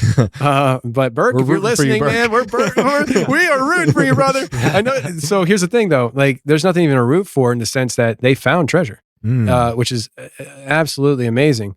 It's a Netflix series called Pirates Gold of Adak. And I stumbled upon it. I binged it in like a day. I was like, produce audio or watch treasure, And I was just like, I'll just stay late and produce audio later tonight, Sorry, kids, you'll see Daddy tomorrow. But I'm telling you, man, like it's a really, I'm a sucker for this stuff to begin with, so I don't know if it's a good show or not, but I thought it was great. And it's an island that was used by the military during World War II. And and I'm drawing a blank, and I'm actually ashamed of this. I'm drawing a blank how this. Oh, now I remember. So before that, this was an island that was rumored to possibly have pirate's gold on it, from a legendary pirate. Is this America? Like America? Yeah, it's right below Alaska. Okay. So I think it's part of Alaska. Oh, interesting. And then during World War II, the military went onto the island, and they set up as a base. And it was a place where actually it came under attack from the Japanese, apparently, or at least they were afraid of that. Well, they did find Japanese artillery there, so I guess they were there, but they booby trapped the island. They were very worried that Japanese would come on, and so they do construction. They're setting up barracks and all this stuff. And while they were digging a trench for one of these buildings, it's reported that a man was digging, and he dug up a can, and it had all these gold coins in it. And the legend was that this pirate buried his gold coins in cans and jars, empty milk jars. And so, and there's a picture of this guy holding these coins on the island. So they're like, okay, so unless it's an elaborate hoax from a long time ago, like this actually happened, which means there's probably more of this. Right. And I think one other person found stuff, real small stuff, but nothing. But they did a lot of construction on that island. And as the show goes on, they're looking at these different locations. They finally are in the last location. Like, it's got to be here, and so they're looking around. They can't find it, and all of a sudden they realize this hill that they're on is flat on top because it was excavated. I'm losing my voice, by the way.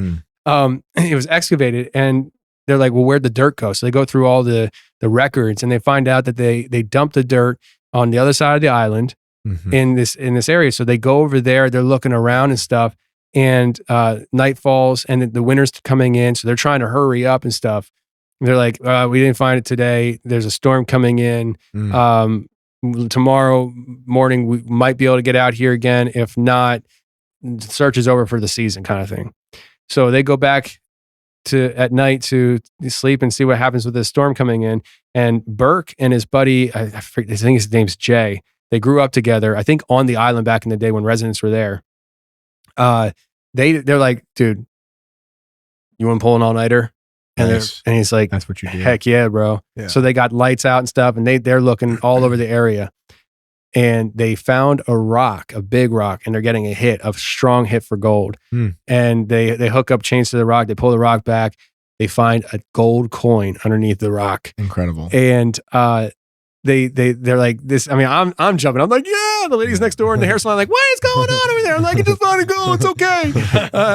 It's like I was so excited because I told Burke, because I talked to him a little bit, and I said, Burke, like, nobody ever finds gold on these shows, man. Right. Like this show should be huge because you guys found the gold. Right. And so the next day they bring the rest of the team out, and they start looking around in this area more, and they find some more gold coins up to a gate that says no trespassing, because it's like the last spot on the island where they have not diffused all the in-ground bombs, booby traps. So they literally can't go beyond the gate or they'll get blown up. So cool. So, and the gold was leading up to that gate.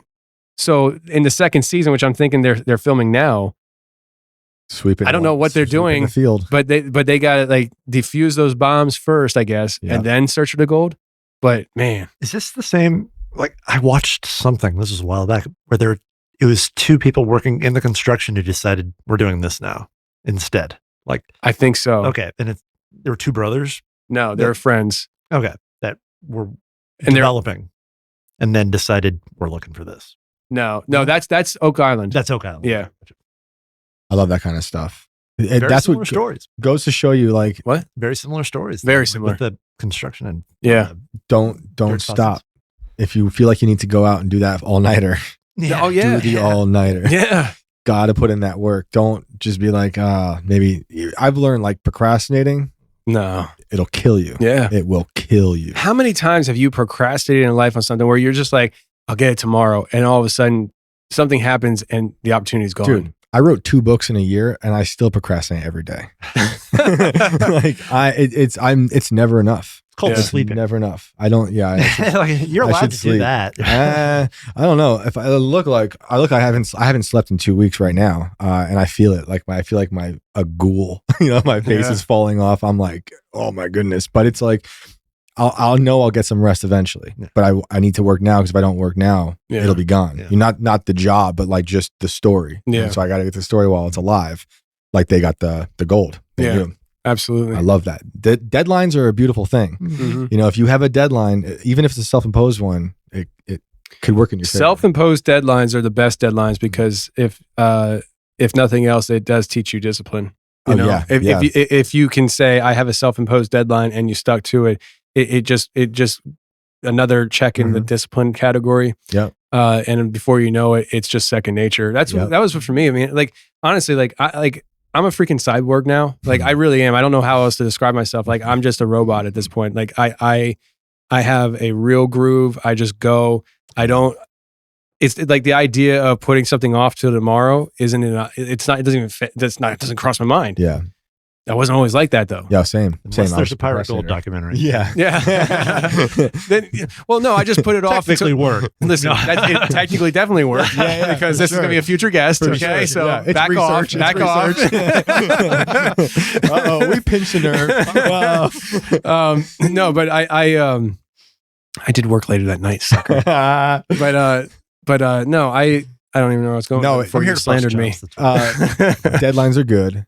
And Yeah. I think you should beat yourself up when you don't hit your self-imposed deadlines, because then you got to apply that pressure. Yeah. Because you could just be angry forever when you're procrastinating. You're not getting anything done. Even if we're driving trucks, if we're moving furniture, if we're working wherever, you can still make that time at the end of the day. It's really kind of like a balancing act from as well, because you don't want to, if like what we do, like you can't rush something either. Yeah. Like it's about finding right in the middle of like, don't try to get this done before for arbitrary reasons. Make sure what you're doing is right. Yeah. But also don't be leisurely. Right. Don't be like, it's threading a needle. It is. And I was thinking about what we were saying on the plane. You were laughing while you were writing your jokes for the vlog. And I'm sitting there writing about like the most horrible things. Yeah. And then, it's true. But I also don't have to write as consistently as you do. Like you're writing full on things every week. I'm a binge writer where I'm taking notes every day. I'm researching, and then like I'll do 3 weeks of just no sleeping and writing and researching and interviewing. And then I get to like chill for a week or two. So I would love to do a Trading Places with you. Actually, no, that would be hilarious. It would be. Oh my god, I want to see it. You want to do it right now? Nobody wants that plate. Oh my gosh. Good. Yeah, we'll revisit this in like 3 weeks and see how everyone feels. Yeah. I mean, like, because right now, I mean, we're talking to you, Shane, and we're in between part 1 and part 2 of the article, and so you're about to drop some more heaters. And right now, like literally, for me, having you guys come in today, it was just, this was not planned to be like this timing wise, like, because I was thinking to myself, like, in all honesty, you're coming down and I saw the drama popping off and I'm like, freaking A, man. Like, sorry. No, it's not you. It's just like I don't want to be part of that. You know what I mean? Yeah. And so it's just like, that's why I'm kind of glad I have the next like 4 or 5 weeks of shows scheduled, because it'll be like, they'll come for you. I'm sure they will, right? They will come for just for talking to you. Sorry. But hopefully it's simmered down by then. But I mean, that's what I was thinking. I was like, dang, like I don't want to, like I wanted to bring my friend in the studio, talk about his podcast and talk about paranormal experience, gold hunting, Atlantis, and all that stuff. And then over time, I was thinking, we'll dive in on the yay thing, because all that. But like, this is just another Let beast. me say this though, because I don't want to talk about it all too much yet, because it's not all out. But what my goal is for this is that I am going to create a blueprint for us to not worry about these things ever again. And that seems vague, and it will make sense later. Okay. But there is a way that we are going to destroy all this bullshit. And when you say this is what? Just the wave of hate that doesn't make any sense to people. Amazing. That is my goal. I hope I do it, but we'll see. We'll come back in a week. Things like this for 12 hours. like, bro, I don't want to oversell this, but I can't tell you anymore, but it's big. And I'm like, a part of the CIA. I mean, it's not even. I don't even know that. I mean, I could say that's all theory, psyop. but there's just dark people out there, and there's so much chaos, and there's no reason to, I think, hate on anyone, even if they've lied. So yeah, my goal is I just want to move forward, and I could fail and I don't care, because I truly believe that how I'm writing this and how I'm reporting on it to the best of my ability is just, that's the only way I know how to do it. You know, just letting people talk, doing my best to research, doing the due diligence I can in the time frame I have, and then laying it out for the people with all of my flaws exposed, because we've all seen all of them on Twitter by other people. So I might as well put in my own story. But it's important to me. So we'll see how it goes. And hopefully it makes sense to me in a few days. We'll see. Hopefully it makes sense to me in a few days. We'll I have to finish writing most of it tonight and tomorrow. Yeah. And I have like a 3-hour drive tomorrow. So it'll be a lot of Dale Cooper in the car, you know, talking into my audio recorder. It's magnet. You can fix it. Wait, you break my studio with my cheap mic stands. Oh, we see the kind of stuff you got here. You're exposing my cheapness. Oh man, he got the good honey. Yeah, he has good honey. He gave us great tea. He's a great host. Yeah, I try. Boiled the water, had it overflow on the table. You know, hey, this table is actually a really, really old table. It's made by a local farmer. Oh, cool. It's I think it's close to 100 years old. The farmer's daughter, he passed away last year, and by looking at the table, she just reminded of her dad. And so I found it on Facebook Marketplace, and I went and picked it up, and they said $200. And I was like, I don't think it's worth $200, but I'll take it because you're crying. And and I took it, and then they sprung on me, and you got to take these chairs too. And it was like a dozen chairs. What kind? Do they match this? So they said that is hopefully your audience is like, I don't care what kind of chairs, but this is the furniture mover. And he is like, oh, what kind? It's a good story, actually. Into chairs. It's a good story, actually. And it actually pulls into the question of, is this story even real? They're like, you know, these chairs go with it too, because he built those two. I'm like, okay. So I'm like, I didn't want them, but I threw them in the back of the trailer, and okay, we'll take them. And we get them, we bring them here and stuff, and setting things up. We flip it over. On the bottom of this, it said, what did it say? It said, property of Wendy's. It was the old Wendy's chairs. That's awesome. That's awesome. And so, like, he didn't build it. So did he build this table? I don't know. Maybe this came from Wendy's too. See, but really nice Wendy's, right? It's a really nice Wendy's. It's the story that matters. Yeah, it's like you can't trust everything. Unfortunately, you know, I'm one of the most skeptical people out there. It's hard for me to believe anything anymore. Yeah. But the story is what matters. Yeah, says the writer trying to convince everyone that he's right. Well, I got rid of all the chairs except for 3 of them. That's awesome. They were ugly. I was like, man, he is. If he built those. I have so much stuff from dead people from working as a furniture mover, because most of the people I moved furniture for were dead. They would die. We'd clean out their house. The family didn't want anything. So I went in the dumpster, went to a box truck, and we auctioned it off. So that's like 10 years of my life of just old houses in New York, sifting through these belongings, seeing how it was awesome, but like seeing how everything we collect is worthless, depending on how you raise your family, right? Because a lot of these families just wanted money. How much can I get for this? How much? And they're like, I thought you're grieving. That's just not how I would grieve. Maybe people grieve differently. I'm not thinking about money when I'm grieving. I'm thinking, man, that was a beautiful life, you know? But a lot of these people are like that. They were kind of upper end type folks, because they were like, who I wouldn't think of auctioning anything, I guess. The Hamptons? Yeah, it wasn't the Hamptons, no, but it was like fake Hamptons, you know, but like in the Hudson Valley in New York. They wish they were Hamptons. They pretended the river was some type of beach. But yeah, so I would attach some type of sympathy to objects, because some people were grieving for these things, and or some people didn't care for these things, and I felt bad for the object. I couldn't just throw it away when I was told to. I'll never forget my boss, who was this. This is fascinating. He was a terrible man. This guy was terrible. He would pick up trash and then just walk to you past the trash can and put the trash in your hand for you to throw away. Oh man. I was like, one day I'm going to destroy this man. But he told me to throw away this beautiful like print. It was a Picasso print. So it wasn't original Picasso, but if you look at the dates, and if we are to believe, you know, all this stuff that the dates said on the back, it would mean that it was like a print that was made while Picasso was alive in Paris. I love Picasso's. I love that kind of weird, you know, that abstract cubist artwork. And this happened to be of owls, all different sketches of different owls, which I wanted for my kids. My boss just threw it away because I had a huge coffee stain on it. I'm like, nah, that That coffee stain makes it even better. Yeah, I'm taking it out of the trash. It was a rainy day too, so it still has some stains on it. We flattened it out and we got a frame for it, and it's in my daughter's room today. And it's like one of my favorite things, And this guy was just like, it's trash. It's funny to talk about treasure. That was like 10 years of me just seeking treasure. That was literally meant to be trash, or some things I might have pilfered because I was kind of like a pirate for 10 years. Like I got a lot of books that I didn't want other people to have. So I can't tell this story because it's sensitive. Good way to start. Yeah, I know. I can't tell the story. Blah, blah, blah, blah, blah, blah, blah, blah.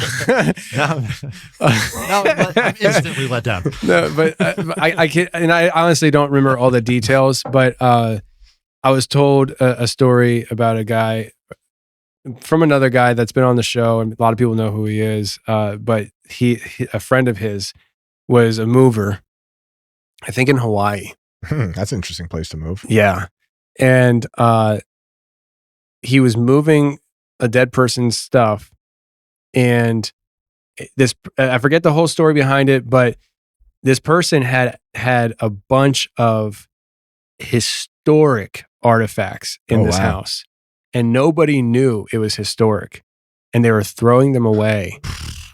And like I'm talking like historic as in the sense of like nobody should own these things. Like this is the like museum quality, like Smithsonian type level. Yep. We're just getting like we're all getting Amber Alerts. Man, Jackson, Tennessee. Huh. Let's go. No, we got to record a podcast. No, we're not that close to Jackson. All right. But Jackson. But museum quality. Yeah, I mean, we're talking like the government wants this stuff in their possession. It should be illegal. It's like I think like he said it's practically illegal. No, it is illegal to have possession of these things because this guy took the stuff back to another place and he has it in a storage locker or some sort, but he can't do anything with it because if he turns it over to the police or FBI, like I shouldn't even start the story because I don't have, but and I actually think it's best this way because my friend told me not to tell the story. He's like, we can't talk about this. You told me you don't remember anything. No, I think he said that the guy couldn't talk to me because he would get in big trouble. But basically, long story short, he has really like just one piece of this treasure. Wow. Millions of dollars. Wow. For just one piece. And he literally can't do anything with it. He's going to have to die with it in his possession for them to find it when he's dead. Because he can't, like, if he sells it, it's trackable, and they'll be able to find out who. It's this weird thing, but I think that now that I think about it, I think he accidentally stole it. Like he didn't even know what he had at the time, right? Something like that. So stop breaking my studio. What the heck? You're showing everybody how cheap I am, brother. No, I'm just kidding. Now that story appeals to two sides of me: the treasure person and the anarchist who doesn't think the government should be able to own anything. I agree. Well, I agree. Yeah, I'm with you there, buddy. You're telling me it's illegal to own? Yeah. Illegal to own? Yeah. I'm sorry. I remember when he was telling me the story, it was hard for me to wrap my brain around. It's like, wait, what? Like, huh? You know, but anytime I get to hear and sit and listen to a treasure story, I'm down for that action. Yeah. So let's move to you, Wesley. Hello. I want to hear some spookies. So you have, I don't think you care if I say what you told me about earlier, right? Okay. So, you have a medical condition that causes seizures. Yeah. And this is what he, when you were in your room checking in, him and I were talking about this, and this is what he said to me: when I have a seizure, I come back to a different person. What? Every time I talk to this guy, he's got something like wild like that to say. I love it. And I'm like, no, don't tell me. Wait till we start recording. You know? So like, I don't know what the heck that's about. But you also said before when we were just talking about what we're going to all talk about stuff, I put down Seizure's other side story. So go. You've been to the other side, I guess. That sounds very grandiose. But the way that I would describe it is, so I do have seizures. I don't know what the exact root cause is. I don't know the core of it, but I have something that causes my blood pressure to bottom out, right? It just completely bottoms out. In fact, a coworker of ours had to help me for a few days because it just kept bottoming out. I wasn't losing consciousness, but I was getting very close, and I was kind of freaked out. For a variety of reasons, a variety of pharmaceutical reasons. Feel me? I feel you, bro. But no, I've always had this, and when I was going through the diagnosis process, there was a lot of like, I asked my doctor, shout out to this doctor. I don't want to say his name because I don't want to get attention on him, but he's a good guy. He's a really good guy. And I asked him about this, and he said, I'm not the person to talk to about that, about what was happening. And I ultimately landed on the conclusion that it was, when they say when you die, like your brain releases chemicals that makes people think that they're having supernatural experiences. So I just went with that. I was like, okay, it's my brain trying to process, and I'm seeing or hearing, and the things that I'm experiencing during the seizure are not real. They're just something my brain is doing to cope. Or it's a misfire, like a seizure is like your brain misfiring, right? Yeah. And I don't believe that anymore. Like I don't, and it wasn't until later. Like I remember I passed out one time as a kid, and when I came back, I was like, I went somewhere, and I don't know where it was, but I was somewhere. And it was like the person that I am here, I shed. And who I really am at my core, which was so much more, was who I was. And then when I came back, it's so weird because it's like, I don't know how to, unless you've had a seizure like that and come and woken up, it's like your entire consciousness is being sucked through a straw. It feels different. I don't know how to describe it. It's something that is hard to put into words. But when I came back, everything came back. Every time I come back from a seizure, I'm only out for like 2 minutes usually. But when I come back, it takes 2 or 3 minutes to remember everything. Like not what happened, but everything. It's like, I don't remember English. I'm hard rebooting, right? It's like, wow, all the software is reloading. And I had the one I mentioned where it was the first time I was like, okay, that was a weird dream. And then I had another one where I was with a friend. I was in high school, and I sat on the couch, and all I remember is sitting on the couch and then him holding me like up from the floor. And I looked at him. He never looked at me. I was like, what happened? First, I didn't recognize him. Right. And then I asked him what happened. And he said, you sat on the couch and you sat there for about 5 minutes and didn't move. I said, what? He goes, you just sat there, and suddenly you fell forward on the floor and started flopping like a fish. And I was like, what? Like, what? And he said, and I tried to stop you. He said, and you brought your head down so hard on my hand that I had to recoil. I was like, so I was thrashing pretty hard. Wow. And so he said, and then I woke up and he was cradling me so that I wouldn't hit my head on the ground. And then, it became like a parlor trick that my friends were like, let's see if we can make you pass out and have a seizure. What? Yeah, because it's external. What I have is something outside of me that causes my blood pressure to drop. Like a sensory thing? Yeah. And so they would try to scare me into it. And I was like, guys, how old are you funny. At this point? 16 or 17. Wow. That sounds about right for 16, 17-year-old boys. Except we were doing like the chokehold thing. Yeah. This is something way more funny. You should say that. Because that's how they did it. Right. Somebody put me in trouble, wow. And it didn't, nothing happened. Oh, wow. Nothing. In fact, the guy who did that, his name's Bobby. Super great guy, but he wanted to see that. But then a couple of things happened, but they were never major. Flash forward, it's January of 2020. And like, I'm starting to see through the matrix, like I'm already politically red-pilled, but I'm not necessarily spiritually red-pilled. I'm somebody who's always been a Christian, but never really like alive in my faith. But then I'm helping a coworker, and she's a wonderful woman. We're moving a desk. I'm in Atlantic City, New Jersey, just before everything shuts down. And I'm in a mess.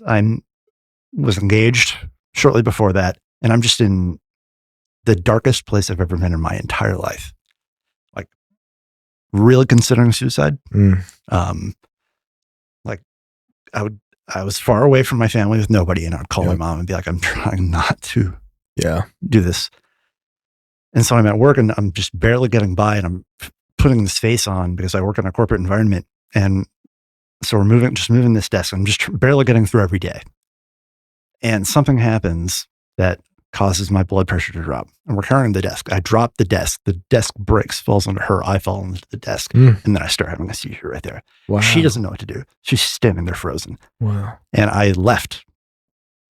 And what I saw, like, I can't put it into words. It's like a plasma world. A color is there? Yes, you're not perceiving it. It's not eyes. It's not ears. I don't know how to describe it. It's like you're in it's pure energy. Like you're part of the plasma, or observing it. Wow. But it's just pure energy. Wow. And I don't know, and this is the best look at it that I've ever had. And there are things there that are not people. And I don't feel like people when I'm there. And that's the last time. January 2020. January 2020. Wow. And then it felt like forever. Like I felt like I was there forever. And then I came back, and ever since then, like, that felt so real that this doesn't feel real sometimes, right? Oh yeah. And it's like, even then I was like, well, that was weird, like, but because I don't want to go there mentally. It's just like, that was weird, but I still wasn't, but that was what pushed me. It's like, okay, I need to get back in the Bible, because that didn't feel necessarily positive or negative. And if I'm close to that, I want it to feel really positive, right? Like I want to be going in the right direction. I don't want to be like past the light into the dark. Like that's what I was afraid of. Yep. And I don't even know right now what it was. I don't think I'm an expert or because I've seen something, right? You have a theory? No, like I don't know. I just know that I felt it. I just know that I saw it. And when I, eventually would learn about what Terrence McKenna would talk about with machine elves and things like that. Like that sounds not good. I hope that's not where I was, if I was going somewhere. This sounds different than I think those descriptions of the machine elves world, doesn't it? Does it talk about plasma? No, I'm talking about what I saw. Oh, okay.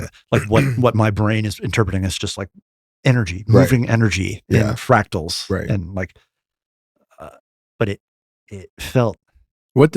I'm sorry, go ahead. No, I want to hear what you were saying. Go ahead. It felt what? It felt like the term that they use, ego death, was, when I heard that, I was like, yep, that's it. Like, that's what I felt. It was like levels, parts of me, parts of who I am here were stripping off. Is that peaceful? Is ego death, do you describe that as peaceful? I don't know if that's what it actually is, but when they talk about that, that's what my brain clicks. Yes. And it's like, whoa. Okay. Wow. So I went somewhere, and at the time it feels peaceful, but when I come back, I don't feel like I was happy to be there. Right. I don't know what it was. I don't want to be like, oh, I died for a minute. I didn't, but I was gone, and I don't know. That is wild. I don't know. Dude. Yeah. And that's why I'm where I am with everything. That's why when, I hear anything, I'm not like, well, I'm not going to immediately discount that. Yeah. Because I cannot corroborate this in any way other than it's 100% real to me. Did that give you some type of hope after that? Because you were going through such depression? Absolutely. It changed the way you saw it wasn't necessarily that gave me hope, but it turned my direction. It turned my focus back to what I needed to be on, which was my faith with and larger questions, and how unimportant the things that are destroying me here really are. Yeah. And that there is an eternity that I need to be worried about. And there is like ever since then, the words that whenever I'm down, the words that I think, and this may be, a lot of people have their scriptures that they go to, and they're usually very motivational, but the one that always strikes me is, "Thy kingdom come, thy will be done." And it's like, that is, he is the mission. What your mission is my mission. And if I think that way, then all of the things that go wrong in a day that get you down and make you mad at your dog and make you frustrated with your coworkers or your neighbor, whatever, it doesn't matter. It does. Those things do matter. But are you going to let those control the way that you handle yourself as a person? No. This is like one of those beautiful life lessons that people should hear, where you've turned something that should be a negative for most people, a terrible seizure, all this stuff, and you've learned something from it, and now you've made it some type of armor against the world with your faith. I mean, that's a way of looking at it. I don't know. It's more just like a reminder, and it hasn't happened. Well, this is what I mean though. Like, it seemed when I've been that depressed and have like those times too, and for various reasons, but it's typically because it's like, I'm so ingrained in the material world of like not making the money, not having the job, not being in the house, not having the family, all these things. And that experience, like you said, shows you like there's an eternity you should be worried about. And we need to like shed away the material shit. We were talking earlier. Is it okay to mention when you were talking about your experience with the witch? Oh yeah. And how you shut down from the Bible, right? Yeah. It wasn't a willful thing. It was literally, I believe he attached demonic entities to me that interfered with my spiritual walk.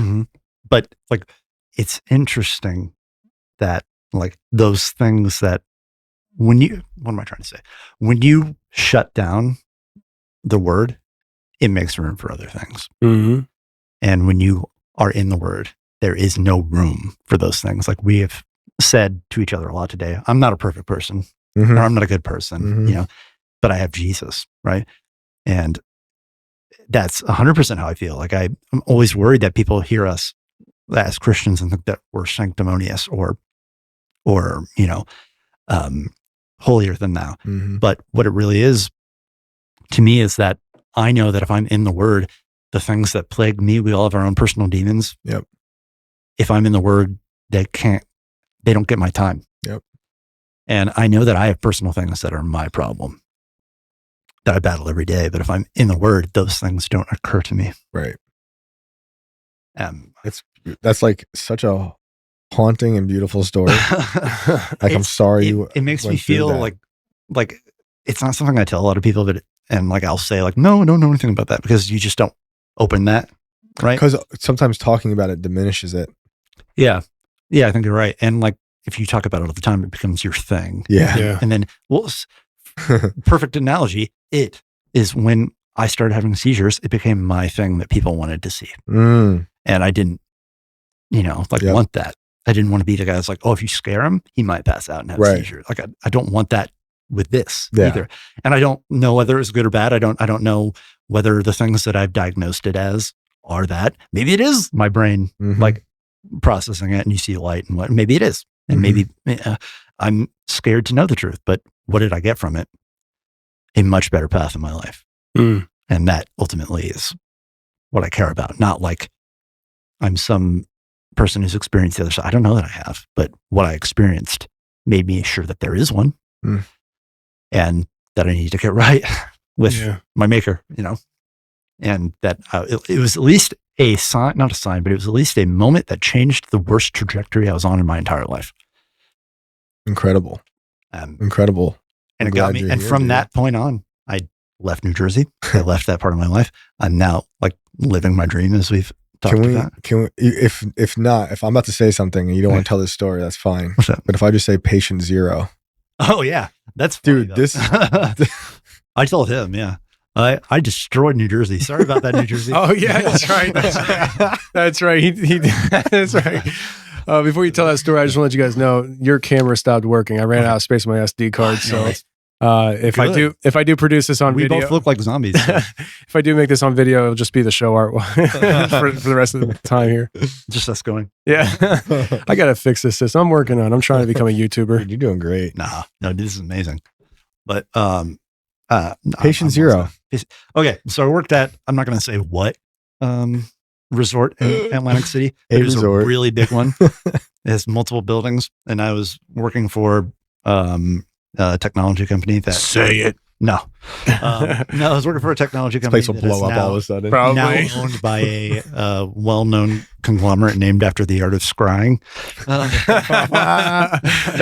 But they sent me to Vegas. I was in Vegas Junior to train. Actually, there's a lot more to it that I'll tell you off air. But they sent me there to train because I was taking over a network director role for the property.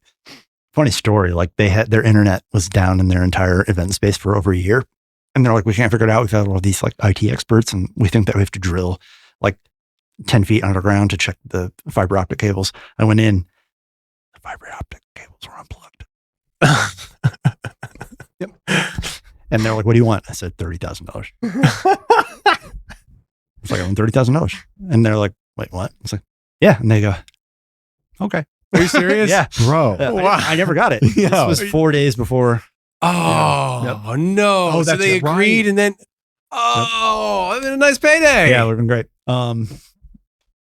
But not, yeah, it wasn't just like one flat rate. I was like, I want my salary because I was switching to that job and they're like, well, what do you want? And like, I had already put together an entire report of like, once we fix this, what is the, and so it wasn't that big of an ask. You know, it's like, oh, we're going to make an extra this much. But I was like, I want this on top of what I'm already making. I got you. Okay. And they were like, okay. Yeah. Okay.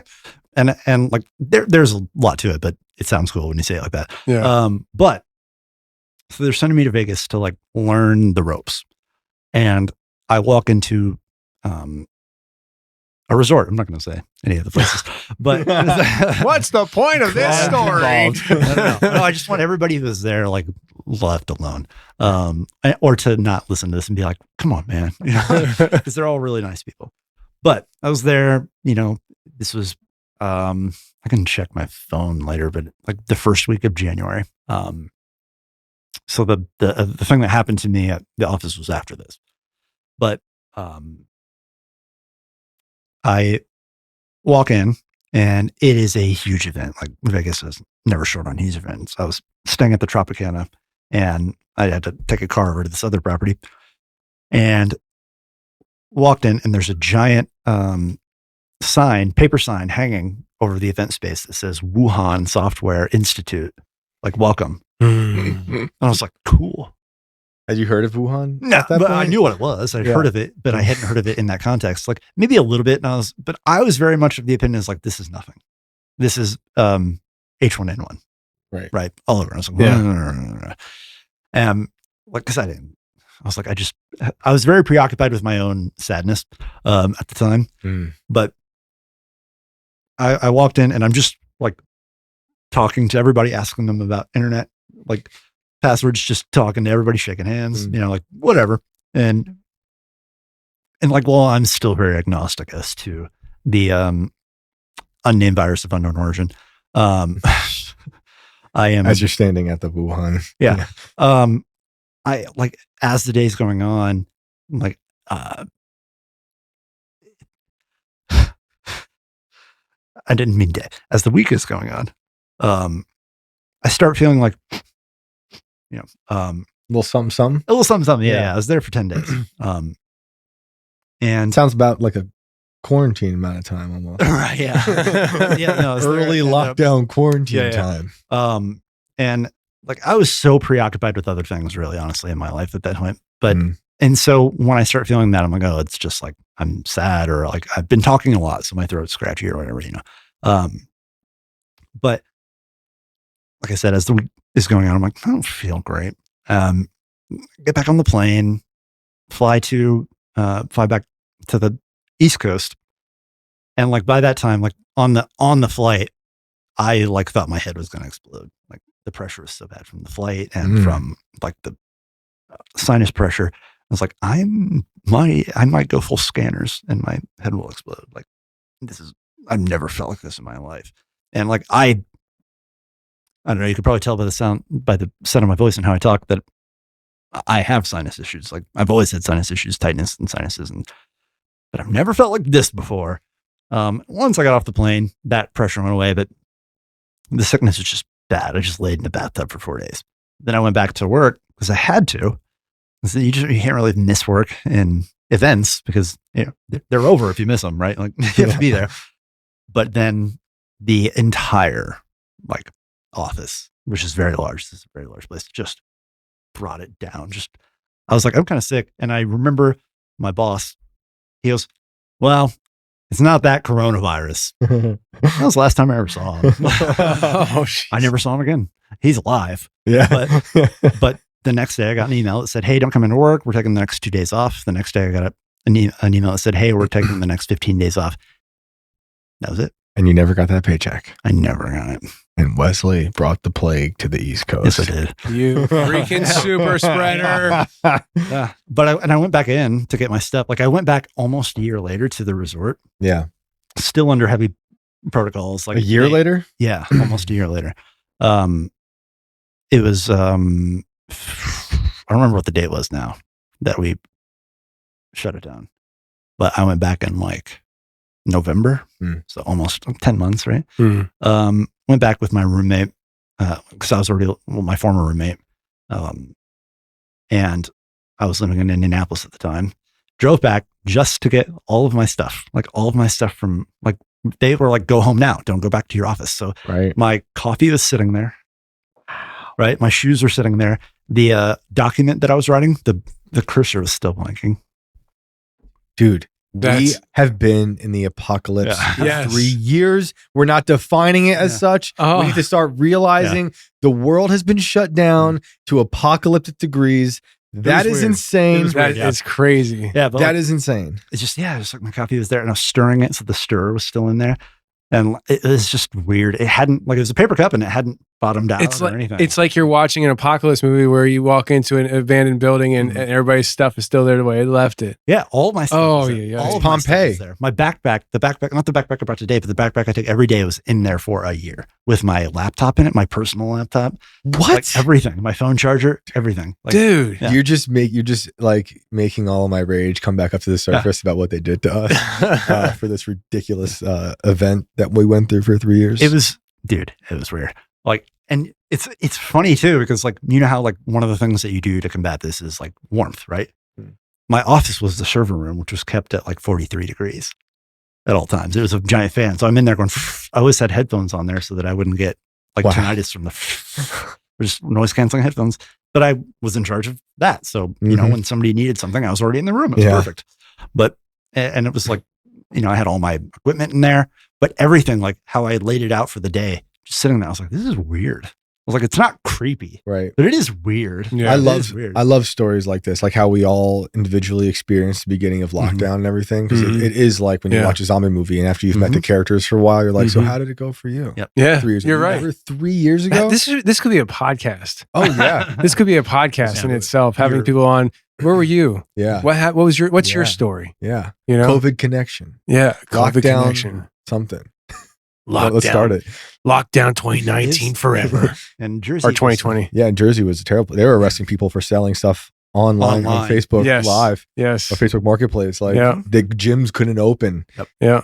That's where crazy. From, right? Wow. Yeah. What? It's where Ian Smith is from, right? Yeah. His gym was in Jersey for sure. Yep. Absolutely. But man, dude, and it was like, I was in a sort of a like more rural, not rural, but a little bit more conservative part of New Jersey. Not that there's that many, but even there, like the paranoia instantly. And I was like, come on, man. Like I was very like resistant early on. And like one of the things that I was the opposite. Were you? Oh, bro. You terrified? In a sense, because my wife was pregnant in her first trimester. Yeah. And we were deep. Yeah. I was like, if this is like the flu, it's really not good for a woman to get the flu in her first trimester. Yeah. And I was very concerned about that in that sense. Same. But I had also been following the whole sickness since I think just at least December of 2019. Yeah. And I was going into work telling guys in the beginning of January, like, guys, there's something going on in China that I think is going to be a big deal. And they're like, you and your conspiracy theories and blah, blah, blah. And then it happened and they're like, you were right. I remember being at my parents' house and I had Tim Pool on my phone. Obviously, this is years before I would meet him. And he's talking about what's going on in China. And my dad's like, what the hell is that? I'm like, it's this thing going on out there. It's kind of crazy. He's like, nah, it's fine. Yeah. And then sure enough, we experienced the end of the world for sure. Yeah. It's the trial run of the end of the world. The trial run. Yeah. Yes and no, because the world did stop. Yeah. It might not be dead, but it stopped. And we have a scar throughout all these generations. We share a similar, it's like a world war. Yeah. And even our children, like my son is scarred in the sense that because we were in the Philadelphia area and that area got shut down a lot. And to the point that trucking industry slowed down so much when I was still driving truck, I had 7 weeks off. The freight wasn't moving. Wow. So like I built my studio in my basement during that time because my daughter was going to be coming. So I had to get out of the third bedroom. But everything just absolutely stopped. And I forget where I was going with that, but I started thinking about my daughter and I love her so much and she's so pretty. No, but you're making a good point about how even the young kids were scarred by this. So my son, thank you. You're great to have here. You want a job? I'm trying, yeah. We'll see how this week goes with Twitter. Screw journalism. I need you to be here on the studio with me. But my son, so Jordan Peterson talks about the first 4 years of a child's life is the most crucial for their social development. And my son was absolutely stifled because he had just turned 2 in December and everything shut down a few months later for a long time. And he already had parents who sheltered him. Like his first year, I kept him at home for the most part because I was scared to drive with him. I was like, what if there's an accident? Yeah. I was paranoid. Yep. And so between me and COVID, Ben's social skills are just finally starting to get developed now here in Tennessee. It was another reason why I had to get somewhere where I felt like if this happens again, which is very possible, that I'm in an area that maybe won't be as bad to survive through. We did the same thing. You left Pennsylvania. It's the same thing. Almost like right after I left New York and we found our own respective places. And I will never not be angry at what they did to the children in particular, like with these lockdowns, and especially in New York. My kids' school just closed. No one said anything. No one even told us. It was like your place of work where you just show up and you're like, what happened? Where's everybody? We lost all the friends. No one wanted to hang out anymore. Everyone was afraid. I was afraid too in the beginning because my wife was pregnant with our daughter and she was pregnant with our son during Zika. Okay. And during Zika, I was like, that got the pregnant women hard, right? Dude, during Zika, I don't know if words I should use right now, but I'll say it was like I was destroying all of the mosquitoes. I'll say it that way. And I had every weapon at my disposal to keep my wife safe from the mosquitoes. Digital things that like hissed, the beeping sounds like our waitress from earlier, like swatters. Nobody's gonna even get that. Yeah, that's just for us. That's just for us. Some things are just for us, guys. Oh my gosh. Deep. Didn't get bit once, and then she did a lot the next summer. But like when she was pregnant again, we were like, really another plague? No. Second plague. No more kids for you. The doctors were like, when you get pregnant again, can you tell us? Yeah. we're gonna chill. Yeah. But no, I'll never forgive the government for what they did to us and the way they did our children dirty. Yeah. It was disgusting. The experience that I had was just like how fast on a dime things turned from like what I perceived to be truth. And it gave me a theory too. I had a COVID theory, and I never hear anybody talk about this, which to me, it seems obvious. Like I'm wrong almost all the time, but sometimes I notice things. And what I noticed is I think that the COVID reaction was the opposite of what the machine intended. I think we've talked about this. COVID was a blessing. No. Oh, you don't hear my COVID is a blessing theory? No. Like, sure. But what I'm saying is that I think the propaganda campaign had to turn on a dime because they had another plan. And what happened was the wrong side for them was against it, and the wrong side was for it for the regime. Yeah. They wanted this to be the right wingers Mm-hmm. were like, mask up and do a bit, because as soon as they were questioning everything, they had to flip the propaganda. Mhm. Like Fauci came out and was like, don't put on a mask. Don't do it. It Mhm. makes you touch your face. Mm-hmm. You know, no virus is large enough to be captured by that. And I knew this just because I had gone through like countless hours of MSHA and OSHA training. Mm. And so like part of it got through. It was like, this is the largest particle that can be captured by a cloth mask or an M99 or whatever they're called. Mm-hmm. And I knew that he even said, like, this virus is so much smaller than your normal virus, right? Yeah. And I was like, so what are we doing? Yeah. Why are you now Never telling that. me? Why are you now telling me that, you know, it actually will do a lot of good? But you said it does the opposite because of your No, I mannerisms. didn't. Yeah. Yeah. What you, I am not even here. Bro, come on. Like, this is very basic. And then all of the like propaganda about it, somewhere around March or April, like early April, just started turn the other direction. And I was like, Mhm. okay, wait, all the people who were like questioning it are now fully on board. And the news, like, I don't know if that was the intent was to confuse, or if they just saw the writing on the wall that, okay, these people that we thought were going to be very afraid because they're guys in power and would trust him are like, okay, we like him, Mm-hmm. but we don't like what you're saying. Right. You know, like we still like him, Mm-hmm. but this, like, you can't do this. It was Minus Operation Warp Speed. Golly, that I was like, Yeah. Anyways, we're not going to go down that road. No, but what I was going to say though, real quick, is like COVID was a blessing in that way, where a lot of people were waking up to Yeah. being like, "Oh, government overreach is terrible." Yeah. Yeah. And like, COVID was terrible. Mhm. It for people who actually got sick with it and who were old or Mhm. you know obese or had diseases. It was horrible for small businesses, horrible for economies around the world, horrible for the children. silver lining. Everything. Silver lining Yeah. was though that on a personal level, look at us now. Yeah. We escaped that hellish world that's Mhm. Yeah. ruled by these people who use COVID or things like COVID to control us. And we got out. And then a lot of people outside of this on a more national, international scale were like, I don't trust anything anymore. It was like a crazy perfect storm for 2 years that led to that too. It was COVID. Mhm. It was the summer of love. Mhm. It was Mhm. the botched withdrawal.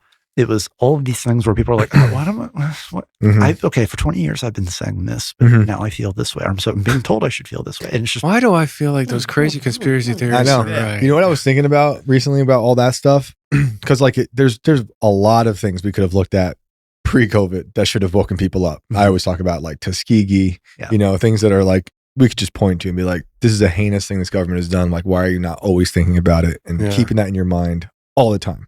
But like people,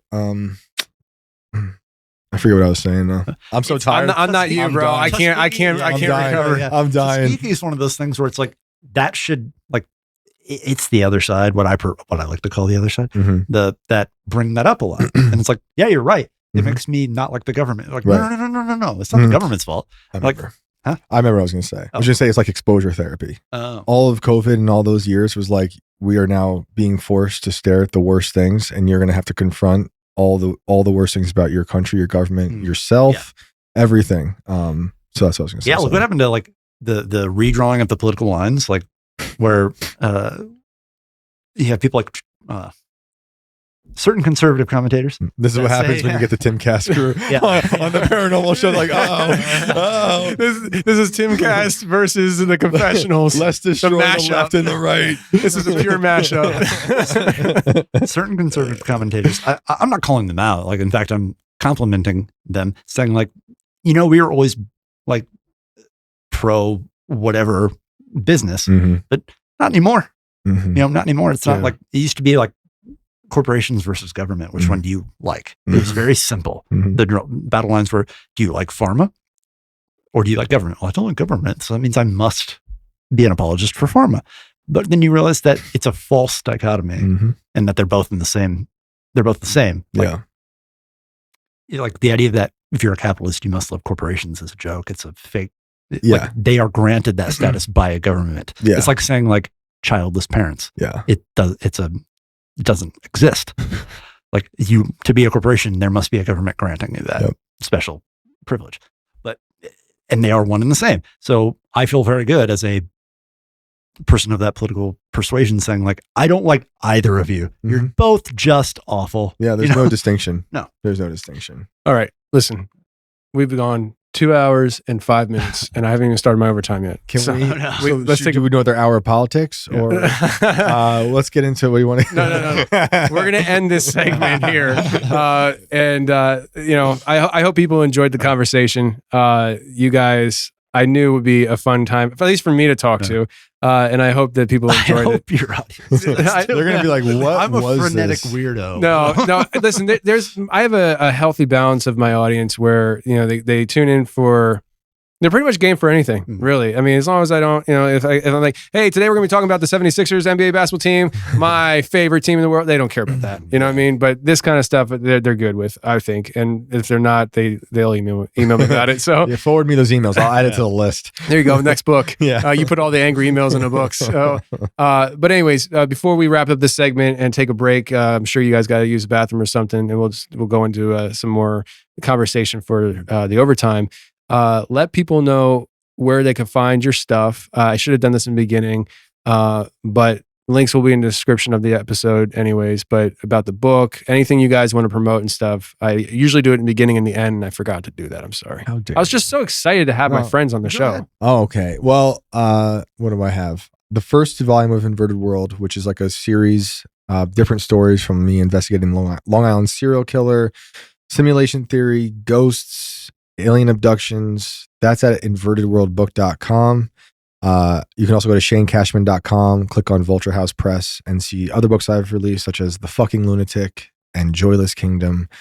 And you can sign up at timcast.com to get volume 2 of Inverted World, which is it will be the narrated and illustrated version of the gold treasure story I was talking about earlier.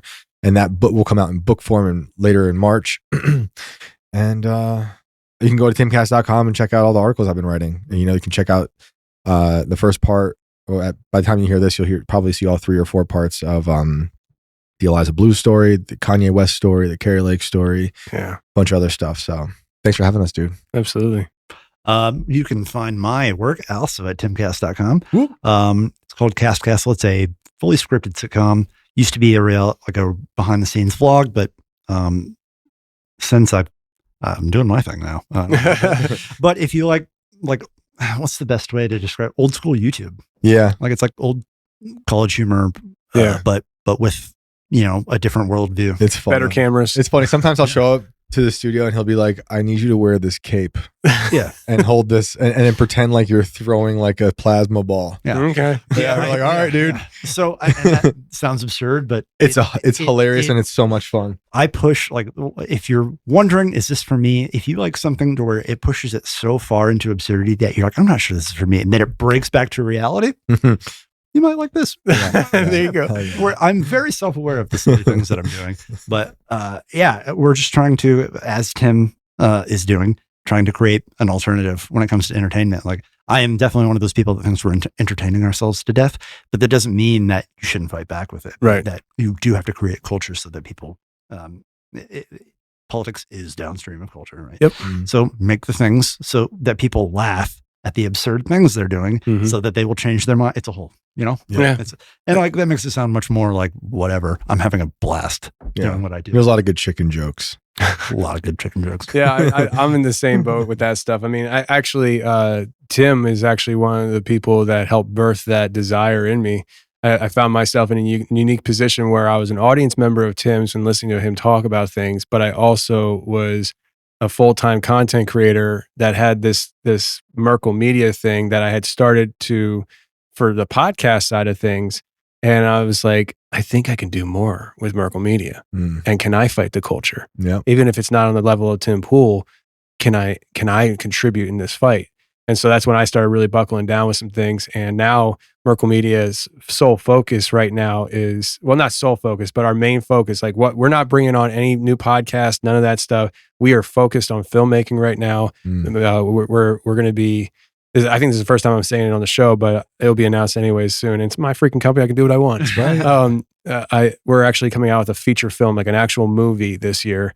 We're going to be shooting later this year. Incredible. And so we want to do kids cartoons and all that crap. And it all really, the desire for that, the awakening thought that I could probably do something like that came from Tim Pool. And it was really cool. And you're like, it's a different space, but it's, like very different. But it is just as important because there's a lot of people looking for answers in this space. And if they get the wrong answers there, that's really bad. And having somebody like you and other people in your space that are saying like, hey, there's an alternative explanation to these things. In my opinion, you're saving a lot of eternal lives. Or at least giving the opportunity for the real salvation. It's a cliche. Pointing them in the right direction. You lead the horse to water, you can't make them drink. And I live my life like that, and I don't have, it's very freeing that way. I don't have any guilt or weight on me. Is like, oh man, this person doesn't believe what I believe. Listen, man, I'm just going to be me in front of you. If you don't like it, that's cool. But, it is what it is. Yep. Anyways, so this is you guys, and I appreciate you guys being here. I appreciate you having us, man. Yeah, dude. Absolutely. Real pleasure. Really fun. So, well, if they're members, they're going to get another dose of you guys. And some of the members are like, well, that's it. I'm turning this off. So just let people know what we're going to get into the overtime. I want to touch on the Atlantis. Okay. Because Wesley has done a lot of research into Atlantis. And I also want to actually hit on Shane's paranormal encounters.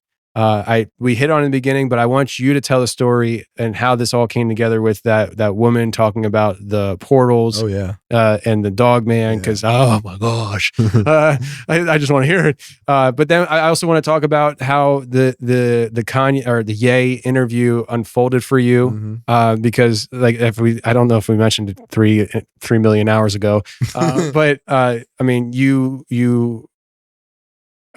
You're at least friendly with him now? I would say. I mean, we haven't talked in probably a few weeks. He got married and stuff. Oh, but, congratulations. Yeah. It was crazy. It's been crazy. So I'll tell you all about it. Right. We'll talk about the overtime. But like, you're just somebody who's been finding yourself in a position where you're interviewing these people who are like culturally very relevant in the moment, and you're finding yourself in the middle of the storms, and it's almost making me feel like you're an operative. But we'll talk about it in the overtime. Join us to find out. Everybody's like, be careful, Tony, be careful, don't turn your back on him. All right, guys, listen, if you're a member, check into the overtime right now. It is available. If you're not, we appreciate you listening, and until next week, stay safe, take care, and remember, the truth will set you free, but first it'll piss you off. Bye.